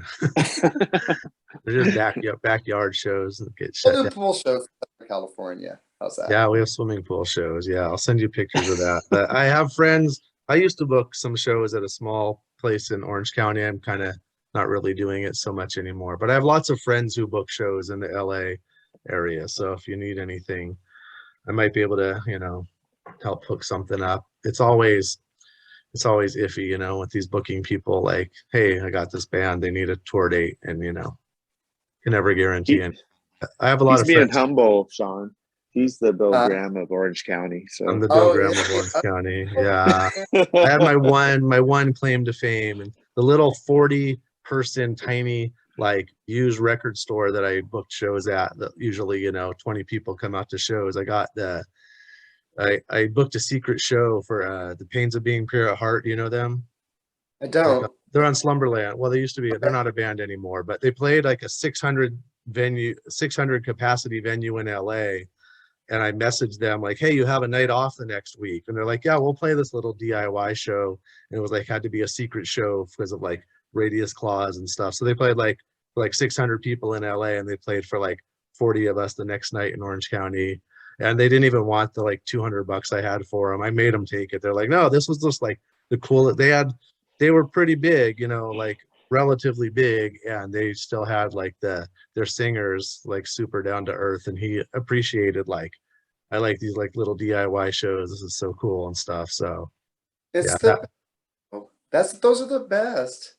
yeah, a lot of big bands would never do that kind of stuff. I mean, just do it for somebody who just randomly messaged you too. Like, I didn't know them before. If they're your friend, then bands will do that stuff. But Sure. I really appreciated that. Like, I was just some random dude who messaged them on Twitter, and they're like, yeah, that sounds cool. You still have to email our manager. Like, I don't deal with managers. I deal with small touring bands that are lucky to get $20 at the end of the show. I'm like, I don't know how to email a manager. Like, I don't know. It felt really weird. No, those kind of things are the best. I mean, it's just like, like those Umber Penumbra shows that was no one there. I like I said, I've been watching videos to learn songs for this New Year's Eve band that I have to cover. And there's some of these early punk shows, and it's like, here's like the band that you've heard the song 1,000 times. You know it like by heart, and and now it's just part of society. And you look at this show, and there's 40 kids in the audience in this big room, and they're all just pressed against the stage. And it's like, wow, like, this is the Buzzcocks, and there's 40 people. It's like, yeah, like those shows happened for them too before they started paying for 600 people. And so when you get to do that back step where you get to go into that room again, like, oh, like, we're gonna go from playing like the big giant venue, the ballroom, to play this record store it's just the most, I know Elliott would love it when he would get to play. I was fortunate to go to a lot of those LA Silver Lake Lounge, holds 60, 80 people when he played the Wiltern the year before and stuff like that. So Yeah. I felt like he always appreciated those shows where he got to play back in the small environment again. It's just super special. It's super fun getting to, I don't know, proximity to the audience is really, really amazing. I mean, I've talked to people and like they'll say like, what was your favorite show you ever played? Like, when you opened for Elliott, or when you opened for Fire Hose in Atlanta, or was it this, was it that? And so often it's like, no, it was like this weird little tiny venue, and there was like 50 kids, but they were like 3 inches from my face as I was like flipping out on my guitar, and screaming, and we were jumping up and down, and they were jumping up and down with us. Or the same thing, like, when play with Elliott, like there was 50 kids and they just sat there and you could hear a pin drop, and people were talking to Elliott in between the songs, and like those kind of special little small things are like, yeah. I'm happy that I got to see Queen, and I'm happy that I got to see the Rolling Stones in a big space, and I'm happy I got to see, these things. But the ones that I think about more was like, oh, I got to see, Elliott in the small venue, or I got to see the White Stripes in a venue that held 200 people, I have like I don't know if it's too off tangent, but I have like a crazy Hazel story. Okay. So Hazel, I don't know. In Portland, I'm sure you have a different perspective of Hazel's popularity. I feel like outside of Portland, they just got no respect for like how great they were, and being on Sub Pop too. So especially in Orange County in the 90s, like I think I saw Hazel like 3 times in LA, and they always paired them up with like I think Charlie just left, but like they played with like I think like That Dog and the Muffs. Like they were never like the headliner, even though they were a Sub Pop band on tour. But they played one show in Orange County. I don't know if you've heard of this venue. It used to be called Linda's Doll Hut, and now it's just called the Doll Hut. But it was kind of a lot of like punk, like Social Distortion would like get their start there, play secret shows there, kind of like punk and rockabilly mostly. But anyways, when they played indie rock shows there, especially I'd say more in the 90s, I'd see bands in LA play in front of 200 people. And the next night they would play in Orange County for like 10 people, because just indie rock wasn't popular in Orange County. It was just, it had to be punk and stuff. And Linda's Doll Hut was like this old bar that had guys that have been drinking there for like 40 years. So when you'd go see these indie rock bands, it would be these old guys that were like 60 years old. Sorry. That's like close to our ages or whatever. But I was in my 20s at the time, but they're like 60-year-olds who had been drinking at that bar forever. And that was just like their local watering hole. And meanwhile, this indie rock band. So anyways, when I went to see Hazel there, probably like 10 old guys drinking. Probably there were about 6 of us there to see Hazel, and that's it. We were outnumbered by just the bar people. And Fred, Fred, right? Oh, Fred's my neighbor. I'm sorry? Fred's my neighbor. He lives across. So for people that don't know, Fred was the dancer in Hazel, and he just basically danced and did crazy antics on stage. So there was this like dolly, like a thing with 4 wheels and like a flat dolly thing, and he was like skateboarding on it basically on stage. And then he reached up and he like pulled this like ceiling panel, grabbed the ceiling, like half the ceiling panel started coming down off the ceiling of the bar. And these guys at the bar were screaming at him like, "This is our bar, don't screw up our bar," like cussing at him and everything. And he, and especially probably Jody, because Jody admitted right then, she's like, "I like to talk and I like to," she wasn't like backing down from these guys that were like, no. She would totally. She was like egging them on basically. And it was like, I was like, oh my God, there's going to be like a bar fight in here. And there's like 10 of these rough old dudes and like Hazel and like 6 of us watching Hazel. And it was a little crazy. And then the bartender, I have to give the bartender credit, because he was like, "Okay, hey, everybody stop. Hazel, you guys are awesome. I love you. We want you to keep playing. But also, this is our bar, and this is where these guys drink. So just be gentle and don't thrash anything else. We'll fix the ceiling later. Just keep playing. All right. Okay, everybody cool. And then Hazel played, and then the last song, and I saw Jody do this at a future show in Team Dresch, I think. Or no, I guess it was probably Hazel also if she was playing drums, but she like took off her shirt and played the last song topless. And I'm sure these guys were just like, Oh what my the God. hell is going on here? Like this lady that was screaming at us, and now she's playing with her top off. And like, it was just one of the most memorable shows I've been to. Wow. Where I thought a brawl was going to break out. But that would be a good spot to happen. Oh, Robert's got all the good comments. I went to Park Rose when Brady taught there. Is Park Rose Park Rose High School. Oh, yeah. Okay. See, I don't know Brady's person. I know Brady was in Hazel, but I don't know. I didn't know he was a teacher. Yeah. I think he still teaches. Yeah. That's cool. Yeah, that was I tell that Hazel story a lot. I think I told that to my kids the other day when we were listening to Hazel in the car. Yeah, I still dream of Hazel like doing I think they've done a couple reunion shows up in Portland, haven't they? Yep. But they haven't played down here since like the mid '90s. I would really love to see Hazel. Yeah, they do it every couple of years. They'll get together and play a show in town. I mean, they kind of get farther and farther apart, but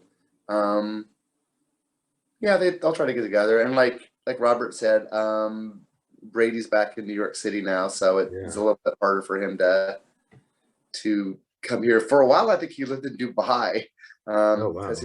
As a teacher as well, and she was teaching. She got a job there. So, but yeah, Pete's always around Portland. Yeah, I see Pete's posts, and I'm like, come back to LA too, Pete. I've seen Pete solo quite a few times, and would love to see him again too.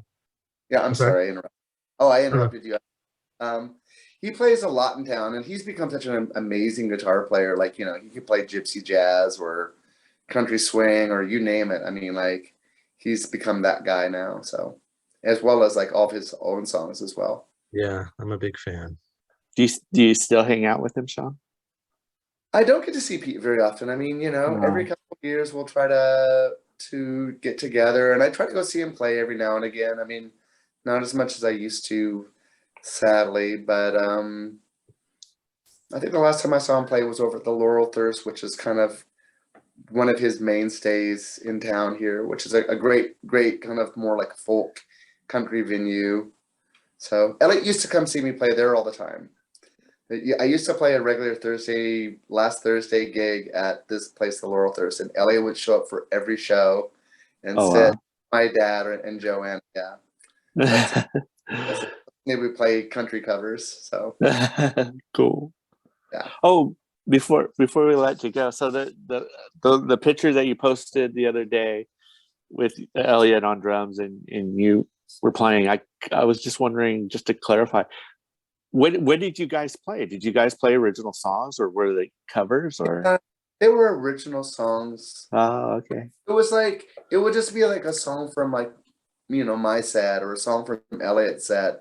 And I have a photo of someplace of like me playing that same drum set and Elliott playing in the same night.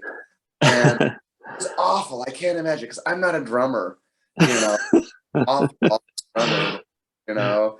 And so the fact that he's like, why don't you play drums? Is like, he would always do that though. Like, why don't you come up here and play drums? It's like, what? Like, I don't know how to play drums. I mean, there was one drug me up on stage. He was like, Sean, come up here, come sing a song with me. So he got me on stage and like, all right, we're gonna do I'm Only Sleeping by the Beatles. Like, you sing the harmony parts. Like, I don't know the harmony parts. I don't know how to sing harmony at all. Like, you know, like I just sit there and bark on stage. Like, oh my God. But it was this, you know, he's like, oh, come on, you know how to do it. Come on, let's just do it. So that was the show at Old Ironsides in Sacramento. So Robin Peringer, who's been in a gazillion bands, he would sit in, and sometimes he would play guitar too, and sometimes he would play maracas, and sometimes he would play drums, and Elliott would play, you know, drums, or we just kind of sang on each other's songs a little bit, you know. And I think I told you guys this last time, that it didn't last very long, because at some point in time, it was like, I don't want to mess with Elliott's songs. Like, I'm not adding anything to this at this point in time, you know. I'm just kind of getting in his way and maybe missing timing. So I think it was kind of just fun for a while, and it was the beginning of the tour, and we were all just kind of getting to know each other, you know. So it was more just like, all right, let's just kind of goof around, and I think those first few shows we were just kind of just having fun. So like, come on up on stage, you come up on stage, and yeah. By the time LA, we were like, no, like you got your set covered. You don't need my help. So cool. Thank you for solving that mystery for me. Yep. Charlie was at the record store looking for Puppy Egg 7 inches and stuff. Yeah. I'm gonna start releasing them, you know. Limited edition 10 records. Yeah. 10 version variant colored Puppy Egg colored vinyls. vinyl. Yeah. There is some place, I gave it to Larry years ago. At one point in time, after Elliott bought his 8-track, he was like, buy a reel of tape and I'll help you start your record. And so I bought a reel, and we kind of started messing around recording one day, and he kind of started working on my songs. But then it just devolved into us just playing different cover songs. So somewhere there's a tape that I think is in the archives of Elliott like playing Just Waiting on a Friend, and like all these cover songs, and me, like, you know, harmonizing with him. But you know, then he'd hand me guitar, and I think Jason Mitchell comes in, sings a song too, like, Jason, come sing a song, and you know, but you know, I'll bug Larry, tell him to put that out on vinyl next week.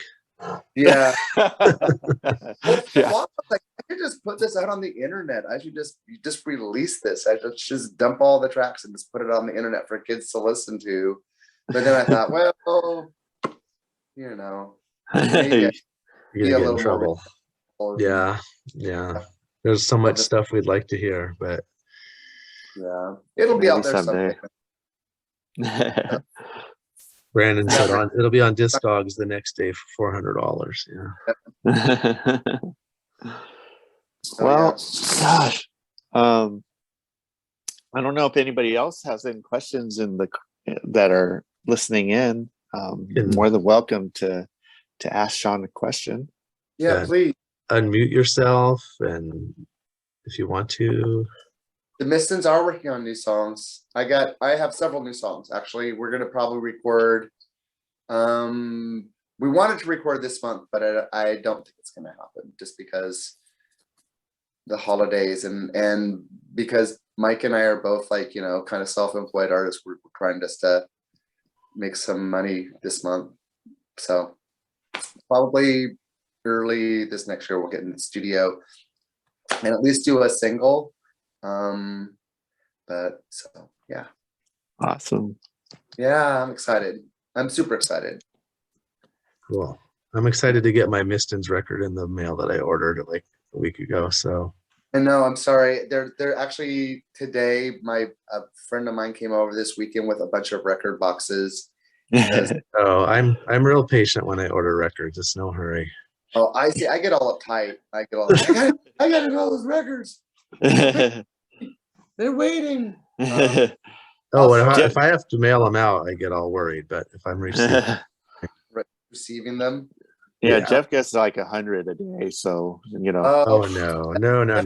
I got all the record boxes from him because he gets like so many bites a day. Well, that's another question from Brandon. Are you playing in the New Year's Eve super bands at Bunk or no? Yes, I am. I'm going to be in the 70s band this year again. So along with Sarah Lund, who I met her because of Unwound, and Mike Clark's in the band. There's a bunch of awesome people in the 70s band. Yeah. Someone asked, I'm sorry, continue. Go ahead. If you could continue making art and music in any other city other than Portland, where would you do it? That's a good I've always been here. I kind of feel like I'm, you know, bound to this place. When I was younger, I thought like, you know, I'd like to live in New York City at least for a little bit, just because it's such an amazing place. I really like Athens, Georgia a lot. I remember being on tour and always being really happy whenever I was there. These days, though, I'm really into Central Oregon, rural kind of, you know, if it wasn't for the fact that there's no good Thai food, there's no good coffee shops, no record stores, there's no movies, I would probably live out in the boonies someplace, but I don't drive. And so I'm probably just have to stay in Portland or some other city. So I don't know, if I was to move away from Portland today and move to a new place, that's a tough call. I have lots of friends who actually moved to LA recently, and LA's gotten a kind of, they have a bunch of kind of cool small neighborhoods now, which kind of almost reminds me of old Portland in a way. So maybe LA. It's tough to get around LA without driving.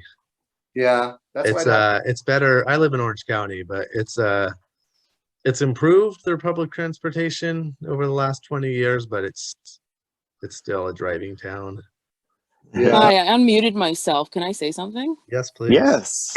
I am going to refute your comment about not getting around in LA without a car. I did it for 2 years. Oh, good. When I was fresh out of school.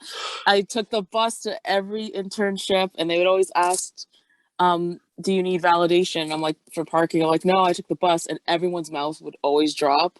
And I used to walk everywhere, and I still got by. And honestly, walking was the best way to see LA. It was amazing. What part of LA did you live in? The Miracle Mile district, right off Fairfax, and actually closer to La Brea and 3rd. Okay, well, my friend, my brother walked. Yeah, I mean, you can walk in. I mean, buses for sure. I'm an Orange County guy. I don't know public transportation. We have almost none here. It's like we drive everywhere. So no. I understand what you're saying. Like, I'm glad you refuted me, because it's definitely possible. And I have a lot of friends that live in LA, and they take the metro and they do all that stuff, and it's improved for sure over the years. Walking in LA, where you lived, definitely there's more walkability than some parts of LA, though. But yeah, it's pretty central. Definitely a less walkable city than most cities. Yes. But I appreciate the comments, because I say that just as compared to most cities, it's still a driving city, but you can definitely do it. I have friends that do it. It does take a while. Yeah. I once left my house at 8 a.m. and my roommate was like, what are you doing? Where are you going today? You're up so early. Because I usually would sleep. And I was like, oh, I'm going to go up to Burbank and pick up a check for some acting I did. And then I'm going to go on an audition downtown. And then I'm going to go return those movies to the Santa Monica Library. She's like, oh, what are you doing after that? I'm like, that's what I'm doing today. I didn't get home till like 10 p.m. Yeah, you can do it. From Orange County here, like, I have no idea. I don't think I could go to LA like with public transportation, or, you know, if I want to go 10 miles on the bus, it's going to be like forever. I mean, I don't know. It's better in LA than it is here, though, for sure. But okay, that was my comment. Thank you. Thank you for mute correcting myself. me. No, that was good. It can be done in LA. Move down here to LA if you don't drive. Yeah, you have to find your neighborhood. You find your neighborhood, and, you know, I mean, that's kind of how I am even in Portland. I have my neighborhood, and I kind of stick. That's when the Mistons started. That was part of the big deal. Was like I said, I want to represent our neighborhood first. Like, we're a neighborhood band, and then we're a Portland band, and then we're an Oregon band, and then we're, you know, a band from the United States, you know, the planet Earth, Northern. But, you know, it's like, but first, like, you know, we're just the block. Like, our album cover for the, you know, the album this came out is just a picture that was taken on our block of a coyote that was walking in between where my drummer lives and where the drummer lives and I live. So that's cool. Yeah. Anyway. Well, yeah. Well, thank you so much for appreciate it. Coming on. I mean, again, we're thankful for all you've done over the years, and you know, again, like Elliott related, of course, you, like kind of what I mentioned, for the lack of a better word, you've been an awesome ambassador to being open and, you know, communicate stuff about Elliott, and we appreciate that as a band. He's really was a, you know, it's he was really an amazing musician, and I feel like, you know, I get to know lots of really great musicians here in Portland and just in general. You know, I've got to rub elbows with lots of different people that I think are super talented, but there was just something in particular about him, you know, that like I said, he was just better than the rest.